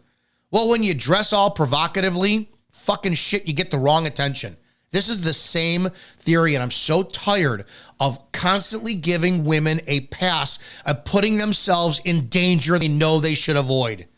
Don't go walking down a shit, dark, drunken alley in Chicago at 2 o'clock in the morning and fucking in the circle where, or the Milwaukee, Damon, and North, and be wearing a fucking bikini top and a pair of shorts that ride up your ass when there's drunk people around, and then not expect something to fucking happen. You're blaming the victim. You are goddamn fucking right I am. Put yourself in that position. So when the cop gets there and has to, what if he killed this person? Now because of your shit, and you want to go around capitalizing now as a motivational speaker, what if that cop killed that person? Now, they've got to live with that the rest of their life. I know a cop who worked next door to us, Round Lake, Liz. Decent cop. I had no problem with her. She had to kill a guy. Guy came at her in December. It had to be December. Maybe it was 2016. It was cold. I think it was 2016 because I put the text up the other day. She shot a guy 5 times. Shot 6, but the 6th round hit. 5 rounds hit him. He came at her with a broken shard of glass to cut her fucking face open. Righteous shoot. She never went back to work. She couldn't recover emotionally. I don't know how to God I would ever process shooting somebody, but I understand that me as a man, I am built certainly differently than a female brain and biology where the flood of hormones do not take over. You can't do it, man. I'm sorry, and I'll be a dick, and I'm going to be the one, but you're crying at Andy Frisella. She went online and she deleted it. This massive outrage. How dare he say this? Blah, blah, blah. Somebody needs to fucking say this to you because you just don't get it. And you are poisoning the women of law enforcement to think that there's something they're not. It's as simple as that. And the 2 litmus tests, I will say, and I've only known one woman to do this. She was a fucking 6 foot tall correctional officer, over 200 pounds. She's the only one that's ever stopped me physically. I was like, damn, girl, you got sheep. I wish I remember her name. I could see the scenario clearly, what she fucking did. Nothing. If you can take me into custody by yourself, great. A lot of guy cops can't. If you can take my words, everything I've just said the last 10 minutes about you, and not have it fucking bother you and do the job, then I will fucking care. If you go, that's your opinion, dude. It is what it is. That's fine. Then I will care. You don't have that ability. You proved that with Andy. That Officer Hay proved it with her position of being so outraged at my words. And all of these women out there who are doing this are fucking proving they do not have the mental fortitude to, where is that damn video? I had it. Here we go. To reveal why do the job. So Megan, it's Is what it is. Megan McCarthy, retired police officer turned advocate, mental health, current events, activism. I hope to God I've never heard one of your speeches. I hope to God that you never teach women to become cops because they should not. And you proved why they shouldn't. So I empathize with what you went through. Not this broad. I mean, fucking, oh God, what are you doing? Looking like a pretty princess filling up gas stations when I'm actually strapped. Who the fuck takes you seriously? You're a fucking disgrace to this profession. I don't give a shit all the stuff people want to say up. Oh my God, you're a sexual deviant. Oh my God, you got fired, this and that. I was never a whore. This is whoring yourself out. I don't have an ounce of respect for you because what you are doing is ruining the profession for other fucking people. Other fucking women out there. Someone needs to tell you. It's ridiculous. And again, they will not come on and debate because I'm too inflammatory. They don't want to give me any of the attention, all this shit, because they can't handle it and they cannot argue. They cannot disprove what I'm saying. Wear the uniform. Have integrity, be a silent professional. I did the social media shit too, but this was before the dancing nurses TikTok shit and the lip syncing to crap and the music back. This is not police work. This is not. This is you got the badge to leverage wearing the uniform for your social media. That's all it is. That's all it is. So, I want to watch this video. Just hang out with you guys for a little bit over on the chat. Let me see. Yeah, Dear Master, times have changed. It's fucking everything's ridiculous. And this is not the law. And I know every generation of law enforcement changes, and it's insane. It just blows me away because the 70s were different than the fucking 80s and 90s, and then I got involved in 2001, and it was different. It wasn't like the good old boys days, as they say. And I loved the 2000s. It was the 2000s was, in my opinion, thank God I was a part of it, it was a great time. You were held accountable. You were always watched, body cameras and squad car cameras, and there was a lot more bean counting, and it was annoying, but we kept ourselves a little bit above reproach because we took the job seriously. And now where we're at is who can get more social media clout. The policies, it blows me away. The policies that were written for Tommy Norman, myself, not doing shit in uniform anymore, they're gone. The police departments love it. They're recruiting these people. This is your modern day police force. Someone who's going to show up, not know what your constitutional rights are, not know how to properly cultivate probable cause or reasonable suspicion, take you into handcuffs, and then because they're a female, shoot you in the head because they can't take you into custody without breaking a nail. We need to abolish social media influencers, period, men and women, but we need to start with women. Other cops, no, I think we need to go. I think we need to put the fear of God in them for going to jail and getting the fuck off social media. All right, let's watch this together. 4 dropping moments that reveal why so many people have, I don't know what this says. Here's why everyone hates cops. This is from Court Analysis on YouTube 2 weeks ago. Appreciate you doing this. Let's take a look.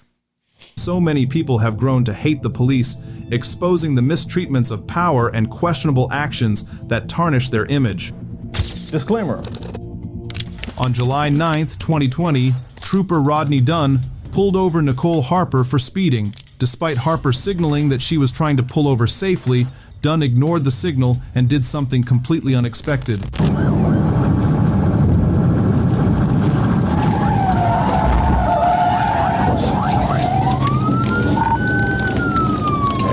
They hit the inside wall.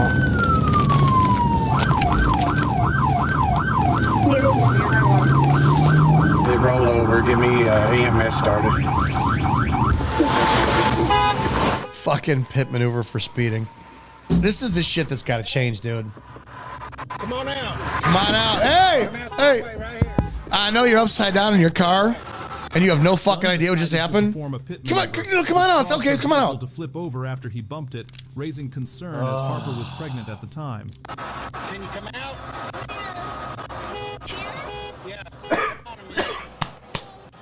Pregnant, upside down in her fucking car, got T-boned for fucking speeding. and you clearly saw that her hazards were on, do you got? I never experienced this. Does your cock get hard? Like when you activate your lights and you see it? We used to talk about tunnel vision. In the academy, we called it, I'm going to get that son of a bitch. And it's just tunnel vision. I have to wonder, does it change now? Is it like Viagra? Like, hey, I got to go home and I'm off in 30 minutes. I got to fuck my wife. And I'm 55 years old and I'm fat and I don't got proper blood flow down in my cock. Maybe I need to pull a traffic stop. That's going to get me fucking hard. Is that what this is? You guys are fucking bloodthirsty. It's insane. I've got an ambulance coming for you.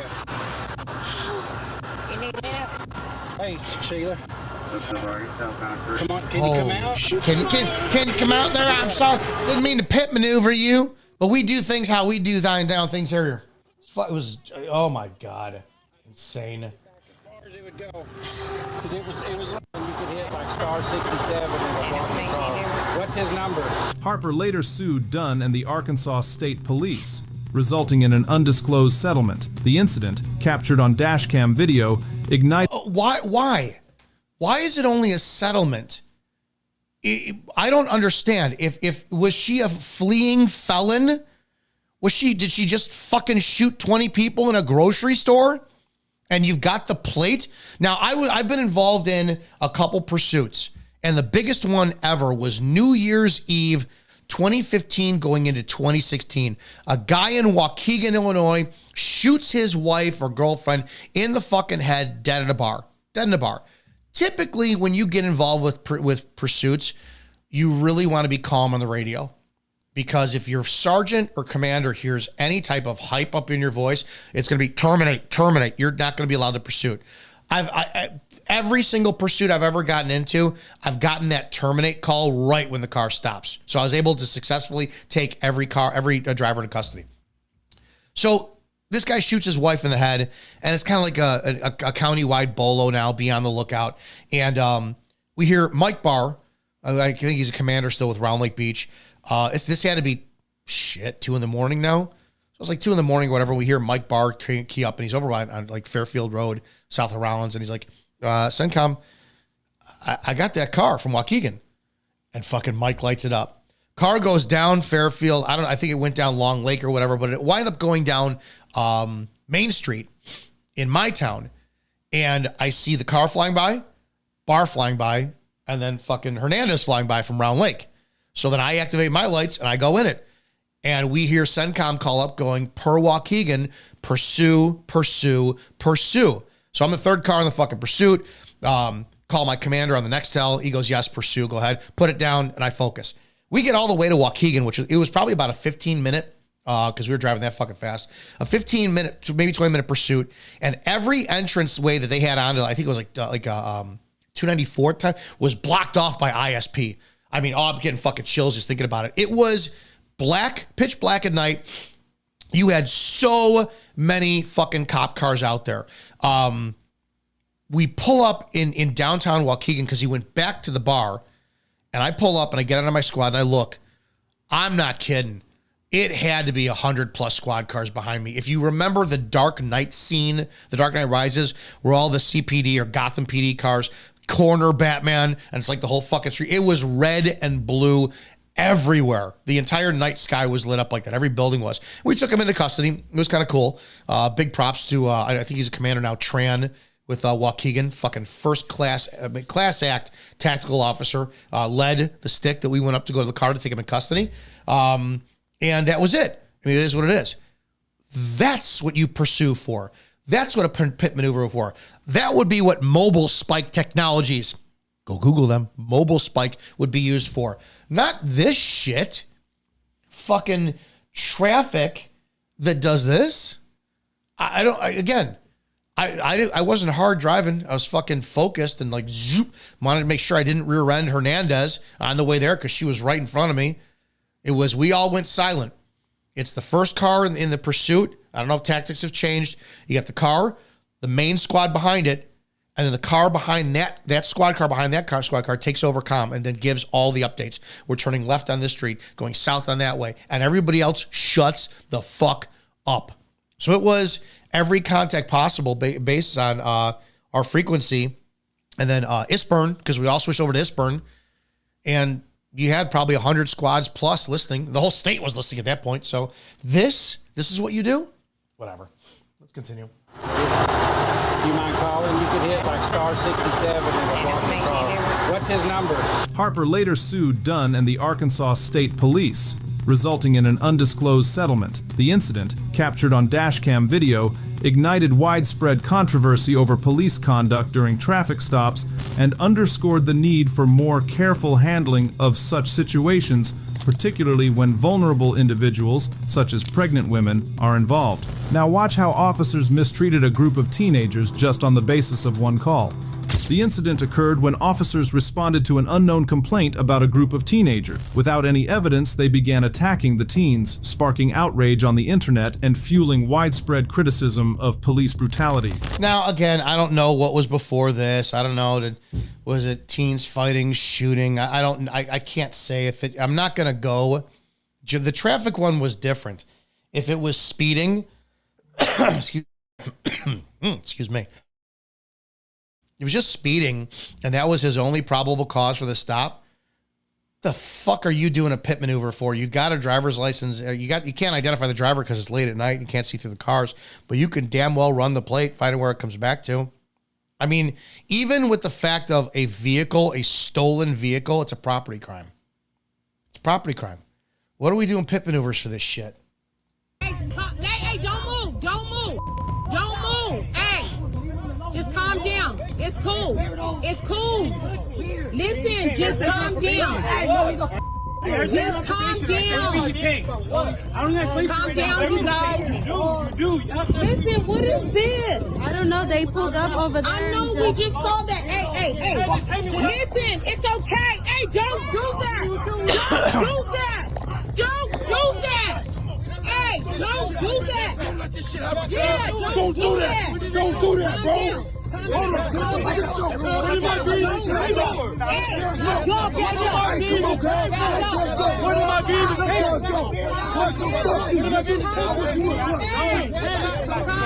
Okay, hey. Youngster. No, be quiet. Hey, back up. Why you doing get up like that, bro? Get up on cuz like that. Not just officers were there to arrest, but their brutality was quite visible with their actions as well when they knocked one of the teenagers on the ground and dragged him all the way. Hey. This, I'm not going to lie, this is not as bad. I don't see kicking, repetitive punching. You know, I see control tactics. I'm not as meh about this one. So, and I can't hear what the cops are saying. I don't know if they're motherfucking them. But then again, too, I don't have a problem with that necessarily because that's language that's necessary for them to speak and understand and comply. I don't necessarily have a problem with this one so much. So let's move on. Leading to his arrest for driving a stolen after using the him, leading to his arrest for resisting arrest. His bail was shockingly set at $25,000. What about the officers who made the victim paralyzed after using the taser at him when it wasn't even necessary? On May 16th, 2022, officers working in a multi-agency auto... Hopefully you see that I try to be as fair as possible. I'm not gonna demonize cops for shit. And this is my theory on things. The more that cops spend time trying to perfect their craft and go, to the fucking letter of the law as best they can, the easier it is to defend. Easier it is. So if you have a case like the correction officer is completely indefensible, I do not know why every single man or woman in that hospital facility in New York are not in prison right now. I just don't understand. It is what it is. I'm not going to just start blaming cops. Oh, you can't do this, that. No, if I see a cop that has to bounce somebody's head off of the pavement and the use of force is deadly force and is completely justified, it's so fucking easy to defend that. The problem becomes if that's one instance, but we've had 99 before where a cop kicks somebody in the fucking head because their license plate light was out and they ripped them out of the window because they were aggravated because the person didn't want to lower the window down past this much. It's like, what are you doing? You have so few use of force incidents that look horrible, that are so easy to back, versus all these other ones that are like, are you fucking serious, dude? So if we got rid of the are you fucking serious, dude ones, then the ones that look horrible beyond, I'll say this. Again, I completely think that Derek Chauvin deserves life in prison. Not because he killed George Floyd, but because in a day and age where the black community is nonstop at war between the public and the fucking police, you have Derek Chauvin, who knelt on him. I don't care if it was on his neck. I don't care if it was on him. He knelt on him like a fucking Serengeti trophy he shot and killed. And that perception was the worst image that 9 minutes of, I'm fucking better than you. You fucking, and then insert whatever racial epithet you want. 100%, I will never defend that. Now, if we didn't have such a problem with all these bullshit use of force craps that's been going on forever, I could defend Derek Chauvin extremely easy. But because of the fucking way things have gone, it's like, no, dude, you abused that. So I need you to understand that I'm all for defending righteous shit, but this crap has to stop.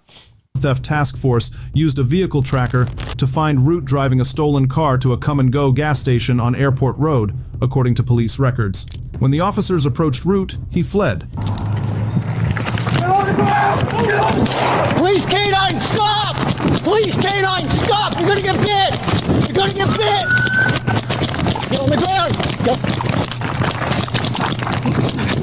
Get your hands out! Get your hands out! Get your hands out! Get your arm up! Get your hands out! After a brief chase, Comstock shot Root in the back with a taser, causing him to fall face first onto the street. The injuries from the fall resulted in Root being paralyzed. Fucking taser for running from you for a stolen vehicle? Property crime. No use of force. No violence in the application of fleeing from the scene. It's not like he pulled a knife out and said, I'm going to fucking shoot you or stab you. Didn't produce a gun. And you tase. Could we argue? Am I wrong for saying, well, what if that cop was in better shape and actually could have ran?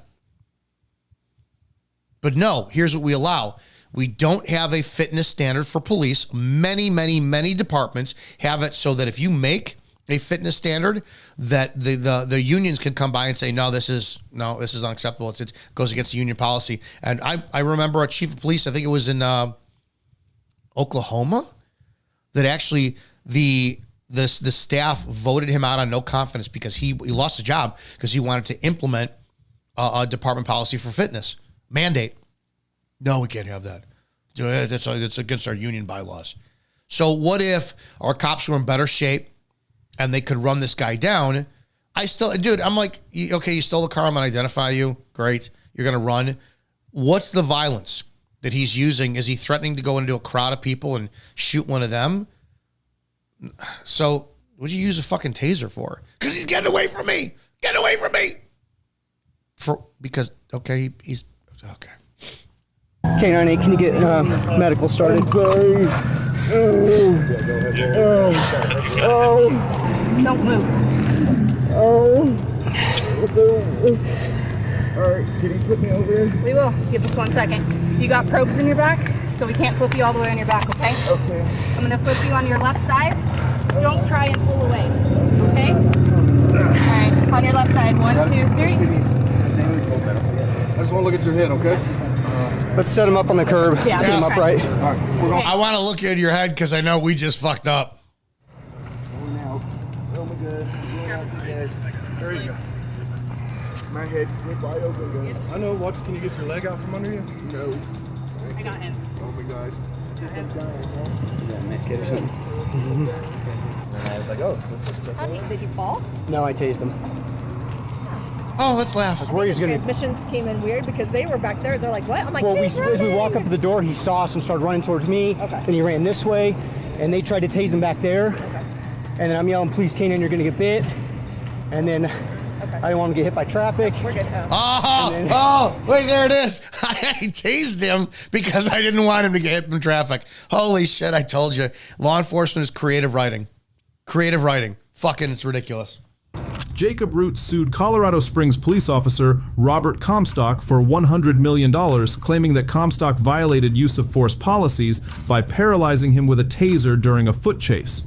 Root argued that the officer's actions were excessive. He didn't paralyze you with a taser. Your fall did. It's subjective. I understand that. Or semantics are subjective. But I do agree that the use of force, your taser is on the same level as of an impact weapon. So if you have to ask yourself, so can I take my baton and can I whack you right in the fucking leg as you're running away from me? It's like you're physically resisting by running. You're not physically resisting by fighting me. So there's a difference. I don't agree with the taser for somebody running. Get your fat ass out of shape and go fucking run after him. Go get a warrant. And unjustified. Lastly, watch how a simple traffic stop escalated into an intense confrontation. On July 1st, 2022, ex-Antioch officer Matthew Nutt pulled over a Terry's vehicle because of no plates. The interaction started on a very lighter note, but soon things transpired into something very horrible. What's going on? Oh, so Stopped because of no plates. oh yeah, you stopped. Dude, it's you again? Gosh dang, nah, bro. he gotta just go to the DMV because it got stolen before. You're killing me, man. So he got to go to the DMV. I'm liking this so far. Awesome. I would be the same. You again, dude? Come on, man. I love this. I love this. I wish more police interactions were like this. I already like the energy that the cop is giving off. So this is how you interact with people. It's I did not break down the Ice-T traffic stop yet, but it's like, yeah, some people think that they could do whatever, and you can't drive on streets without license plate registered to the state. And I'm not doing that whole sovereign citizen bullshit. It is what it is. You know, it's the law. But don't forget, when you think, and I haven't seen what this is, not having plates on your vehicle can lead all the way to your death. That should fucking blow you away. Get it, Gosh dang it. You got your ID again? Do you have L's on you? You? Do you have a license? No, I don't got a license. All right, can I see your ID too? I'm so out of it too. I don't recall. I'm not gonna lie. I don't recall whether or not the driver, or if it's state by state or what the circumstance is, whether or not the driver has the obligation to identify himself. If it's just a moving vehicle, if there was like cannabis back when we could search in the car for the odor of cannabis, or we find probable cause in the vehicle, I don't know, gun in the back seat or cannabis all over. Back then we could do this. Then it's like, yeah, everybody has to ID themselves. But for a traffic stop, I don't know. I have not refreshed myself on that. I completely forgot about it. I don't know if you're obligated as a passenger to identify yourself when a cop says so. No, I know, but I need to verify if you have a license so I can see if somebody can actually drive this thing. No, I don't got no license.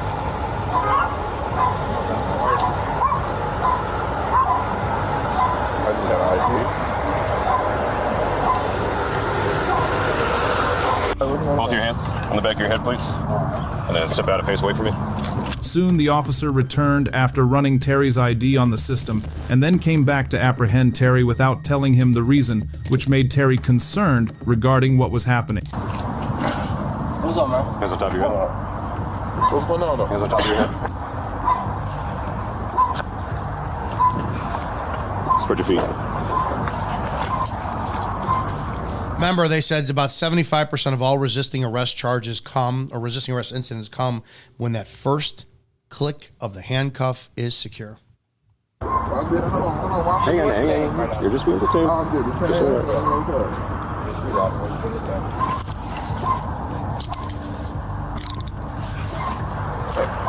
You got anything on you? No, hell no. I don't got nothing on me. We just coming out. Okay. You guys brothers? Yeah, that's my little bro. Okay. I can sit in the thing right here. On this thing right here. That was someone John's man. That was a shitty search. That was a real fucking shitty search. You have 2 warrants out of Santa Cruz. Okay. No, that's not me. That's not me, bro. That's not me. Date of birth and everything. No, that's listen. No. Listen. Let me tell you. Because listen. This is called incarceritis. You know, I don't want to go to jail. No, man, it's not me. I didn't. It's incarceritis. They don't want to go to jail. I went to court, right? I went to court. Okay, let's talk in the car, bud. No. Come on. Listen. No, I can't sit back there. Just let me. Come on. I'm having a panic attack. And carceritis. All right, listen. All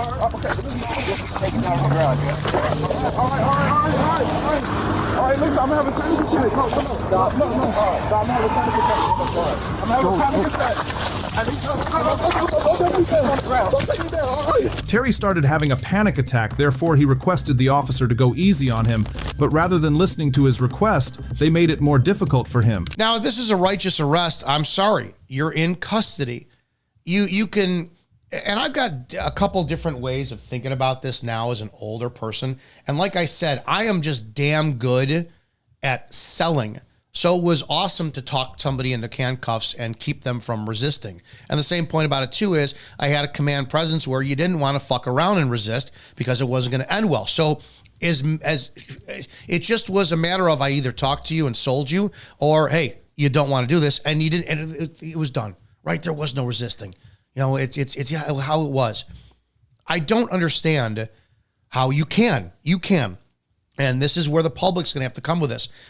You want to take, I mean, how do we solve this problem? Maybe the guy is 6'2" and he's 300 pounds and he's not going to fit in the back of that car. And the department doesn't have anything bigger. So what are we obligated to do as police officers at this point? Should we stay there, side of the road for 2 hours and wait for county to come by with a bus and pick him up? But, you know, then is the taxpayers going to get all pissed off? Why am I paying that cop overtime to stand on the road when we should be doing whatever, blah, blah. Or do we sit there and just say, I appreciate this. I'm not negotiating with you, and shove him in the squad car? I said it with George Floyd. George Floyd was playing incarceritis like crazy. If they had just picked him up and put him in the car, done. But these cops have no fucking clue how to do this. There's a time, and it's a very fine balance of using kid gloves to a degree, but also making sure that the actions you do is righteous, because when you don't, and swift, because when you don't, this shit happens. The resisting happens, the twisting happens. You second guess your moves. Oh, the subject is black and people are watching, and I don't want to end up in the next YouTube video. And then the next thing you know, the guy fucking twists and resists because you're not secured enough, and he falls and hits his head, and whatever happens. You have to use your tactics decisively when you know what they're going to be. And to be honest, when this is just a matter of hesitation and poor exercise, put him in the fucking car. I'm sorry. Sometimes the public doesn't. Well, why can't you just negotiate with him and take us? He's having a panic attack. I'm not a medical professional. I will call. Here's what I'll do. Do you need an ambulance? Yeah, that's my favorite too. Do you need an ambulance? Yes, I do. Because then they think they're going to wind up going to prison or jail, whatever. Awesome. Send me a rescue. Rescue comes. I need to go to the hospital. Awesome. I'm following you. And then I'm getting 6, 7, 10 hours of overtime by sitting in the hospital with you when the nurses let you know, hey, just to let you know, once we clear you, you're going back in cuffs. So we could play that game all day long. I love it. But again, these circumstances dictate tactics, and this shit really has to be a little bit more utilized properly and decisively when you do them. All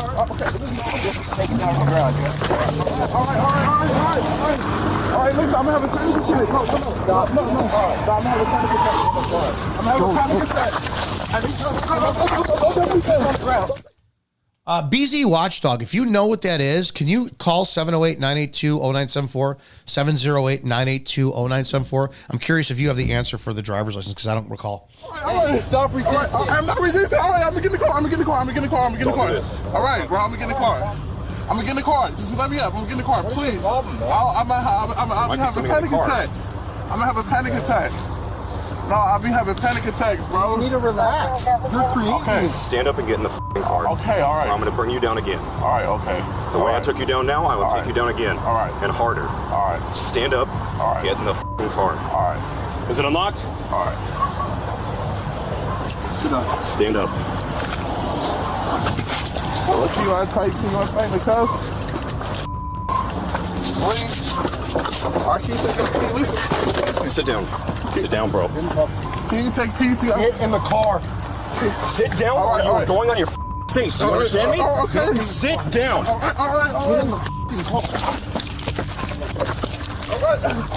Yeah, that's where we're at. I mean, I'm This is not, I don't have a problem with this use of force to a degree either, because again, if I ask you the public, what are they supposed to do? Well, we need to take the time. We need to talk to them. And well, I don't care, because dude, if you're going to have me, spend 5 hours on this call and get overtime for it while you're working one out, that keeps me from having to answer other calls, doing paperwork. I get to stay out of the PD and not have to interact with fucking police command. It's fucking awesome. So if you want to go that route, man, sign that overtime sheet. I really don't give a shit. Or pick them up decisively and shove them in. This specifically happens way more than anything. Incarceritis, they don't want to go in the car. This happens way more than anything. I don't know. BZ Watchdog, Terry versus Ohio or Wren versus USA does not stipulate you have to ID. Okay.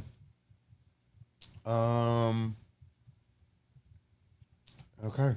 Yeah, I honestly, it's been so friggin' long. I don't remember. I appreciate if that clears it up. Oh, yeah, pull the guy's pants up. Shit is what it is. It's a big fat up fucking mess. That's kind of it, guys. I wanted to hang out tonight, just BS and talk. Again, the offer was made for female cops to come on and debate, and so far, one who texted me information, and then the other question she asked me was how tall I am. Apparently, she said she was let me do this. I will show you the one that is willing to debate me on this. And you guys can make up your minds whether or not, do I debate this person and give them a platform and encourage her to, Andy Frisella was right. I keep telling you. So Trish is her account is private. Trish, your account wasn't private the day before, which is kind of funny. So Trish is delicious. Told me, name is Trisha. I worked for Baltimore for 12 years and left as a sergeant in 2020. You already know my IG. So, I would give you the platform, but I would fucking embarrass you, number one. Why'd you leave as a sergeant, Trish? Why? 12 years on, you didn't stay as a sergeant? And everybody you got fired. Everybody's got a fucking story. I guarantee you, most people who left, they were told resign or we'll fire you. You guys don't know how law enforcement goes and the fucking joke it is when it comes down to keeping the standard alive for fucking cop shit. All right, I appreciate again too this video that I just watched. I played for you guys. You guys can check it out. Court analysis. That's it, guys. If you like what I'm doing and you want to help the channel grow, then share the videos. I would appreciate if you did. There's ways to sponsor the channel. If you look at below the links, there's a link for my book, Before the Badge. Everything you need to know before you become a cop. It's available at Amazon. It's by Words Matter Publishing. It's forwarded by Sheriff Joe Arpaio. You can donate, sponsor the channel. There's a PayPal link to Cop Talk Live. This is something I'm extremely passionate about, and everybody keeps telling me, well, you can put your money where your mouth is and make some change. Well, this is the first step, is doing these interactive videos and the live videos and the content covering and the calls. The next step would actually it'll be a little bit more politically involved. But that means that, you know what? I'll do this fucking full time. You guys wind up loving this. Get the word out. Help this channel grow so it can financially support the direction that I'd have to go. It's as serious as that. And if that's the case, I'll do it. I'll fucking do it. Other than that, I'll see you guys Wednesday. This was just a impromptu live because I missed the last couple of Wednesdays with you guys. I want to spend time with you. Check out the other videos that I've done. I just did a video earlier today about humanizing the badge and what it really takes and the evils of command. It's in the video portion. Go and watch it. Short video just talking about how, there's a reason why cops are shitty people, and it's from the command staff, period. And a lot of you just don't know what they go through on a daily basis, and that's what I want to bring to light to change it. Other than that, hopefully we can change cop culture together. I appreciate when you guys call in, when you offer your text like this. Somebody sent me the article. Okay. I'm going to read this really quickly. This is from 703 area code. As introduced, amends to the Illinois Vehicle Code provides that beginning with the next registration year after the effective date in the Amendatory Act, the Secretary of State shall issue one registration plate instead of two. That's how it used to be in the 70s and 80s. Only needed the rear plate for newly registered motor vehicles, and the registration plate shall be attached to the rear instead of the front of the motor vehicle, circa 2023. So that means that no front plate is no longer a probable cause for a stop in Illinois, which is fucking bullshit anyways. It is what it is. So, guys, I love doing this with you, and I appreciate you putting up and listening to me. I don't have the answers for everything. I just have the ability to start a conversation, hopefully provide you value and education through entertainment and my passion for this profession. I fucking love law enforcement, but we now are in a state where cops are fucking clowns and domestic terrorists who will arrest you for going to church during a lockdown. They're not to be trusted. And our system, if we're not going to hold them accountable for lynching and murdering or shooting people we're not going to criminally charge these people for traffic stops being dismissed and then getting shot afterwards, then the cops have to earn the trust back. They do. You're not safe around the police. I just don't care. It's a generalization, and I know that there are exceptions to my rule here, but no, don't talk to the police. Don't offer them any information. They are not your friends. They are 100%. I don't care if you are the guy or the gal who has the information where the missing girl was, and you say, officer, I know exactly where it is. I will fucking tell you those same cops will find her, and they'll come back and find an arrest on you. It's just how the culture has been lately. It's how it is. Everything is a nail to them because it looked like a hammer, or they're hammers. And I try to avoid that in my career. And yeah, that's that. All right. That's all. Hang on before we go. All right. Close this out. Hang on a second. Let me do this. All right. Who's this? Close this out so we can go home. BZ Watchdog. Dude, appreciate that, man. What do you got going? So the answer for do drivers have to identify themselves, or passengers have to identify? No, not unless, and depending state to state, only if there is reasonable articulable suspicion of a crime. So on a traffic stop, being an alleged traffic violation, no, they do not. Why can't I find your channel? DZ Watchdog. DZ Watchdog, all one word. You were in my chat the other day. Yeah, I know. D as in David or E as in Edward? No. B as in B. Bravo. Oh, BZ Watch. I want to pull this up to give you credit. BZ Watchdog. Everybody on here, this is the channel. Go subscribe, BZ Watchdog. Check out the content that is in here. Make sure Maryland you show some love. Maryland versus Wilson is an extension of Pennsylvania versus Mims. Okay. So PV Mims, obviously, that's the driver coming out of the car. Pennsylvania versus Mims, right? And Maryland versus Williams is just Wilson. Maryland versus Wilson is just the extension of it's the same thing, but for the passenger. Yeah, I knew Pennsylvania versus Mims when I was on, but this is nothing, right? I don't know all the case law. That's 72. PV Mims is 72. That's an old case. I will guarantee you, and I'll fucking admit this right now, you know more about case law than I do. I couldn't reference where that was. And shouldn't that tell you something about your law enforcement? Well, what do you mean you don't know case law if you're applying it? If you had asked me back when I was on the job, and I'll admit this shit, because the majority of us were like this. Well, what case law gives you the right to pull me out of the car? I just know I can.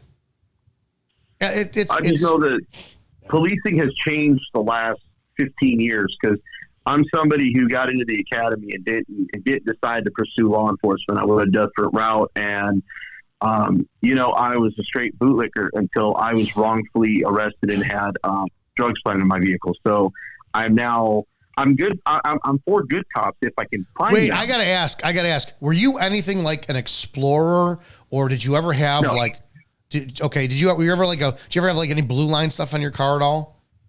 No. I didn't have that. Because cops hate that shit. I will tell you, and I'll never forget this. We had a guy who loved the police, and he would drive around town. He had a white 90s Impala. It was an old police car. It was a citizen car now, right? And he used to have a scanner, and he would just drive around the town. And if we were on something, he would come near it, but he wouldn't go to it. Do you know how many times it was harmless? Harmless. He loved the police. Couldn't be one, all this shit. Do you know how many times we looked for reasons to pull him over because we were annoyed by him? So I will, people don't get, I will admit the fucking ego part and how real it is. People don't get it. Oh, I thought that would have happened to you. No, I came out of the Marine Corps, and that's what I want to do. My father didn't go in the military, but he was an explorer who tried to get on. And I do have cops in the family, but they're not. They're older generation. They're more about that 20, 30 year ago policing. I mean, I even have friends that are ex-cops and whistleblowers and things like that. So I don't hate cops, and I don't want anybody to think of that as an auditor or a cop watcher. I just want transparency and accountability. Don't you want an expectation of superior professionalism with a job that they have to take away your freedom and or life? See, I want accountability. I just want them to master their craft. You know, if you're gonna get in law enforcement and get 6 weeks on the job training, or let's say 5 months in a real academy and field training, time on the road and get your experience, I would expect you to keep mastering your craft and keep learning every day and get better and be better every day, not just get complacent and do whatever you want to do because there's no checks and balances. Yeah. No, you're 100%. I agree with you 100%. Guys, BZ, it's Boy Zebra, William, Adam, Tom, Charles, Henry, David, Ocean, George, BZ Watchdog on YouTube. Make sure you subscribe, follow, like his content, share his videos as well too. And I appreciate the call. I appreciate you calling him. And before you go, I just want to point out that banner you got on the screen there. Sure. The guy that said I got fired there, that is Officer Matthew Kruger, who has, for his 4th time, been caught with excessive force that we know of. He face planted Carolina in Fort Worth. I don't know if you're aware of that story. So I'll say this. I have information privy to that when I heard, I understood, but I'm like, So I saw the video, and I was given information specifically by somebody who is close to that, and I went, oh, well, I understand that too. And but yeah, I still know the circumstances. Go ahead. He drew a gun on somebody before that. That's a friend of hers for jaywalking. Yeah. And then he got fired from another department for 2 other counts of excessive force. It's a habit. It's habit with this guy. I think he's got a lot of personal problems in his personal life, and I think it's affecting his job like it does with some officers. He probably needs to get some help, to be honest with you. He probably needs to go to jail. I see. If you pulled your gun on somebody on the street, you'd go to jail. And he was the only cop out of the 3 or 4 that pulled his gun. Nobody else found him. And then he took his hand off he took his weak hand off of his gun to bat away at the person who happens to be an activist who just simply films cops. So yeah, just there's a lot of heat on him. He was fired. The police. You mentioned the police officers union. They're trying to get him his job back. Blows me the fuck away. Blows me the fuck away. I got fired. My department policy was disseminating department property without express permission from chief of police. It was a text message picture. That's what I got fired for. I was union president, and the union told me, we don't know how this could go. I went, what? What the fuck do I pay my dues for? Oh, yeah. They were, well, we don't. But yeah, if you're a fucking, if you're a shitbag, like there's some female cop who just got fired for lying on reports. And they're like, well, her termination was egregious and we're going to fight for a job. Are you out of your fucking mind? Lying on reports? Okay. Well, I'm glad you mentioned that, Izzo. I just talked to Sergeant Williams over the Internal Affairs Division today about my complaint about 3 officers who approached me after I caught excessive force on camera. And they tried to violate my rights and push me back, and I stood my ground pretty well. That video is actually on my channel. Which one is that? They lied on the... let me look real quick.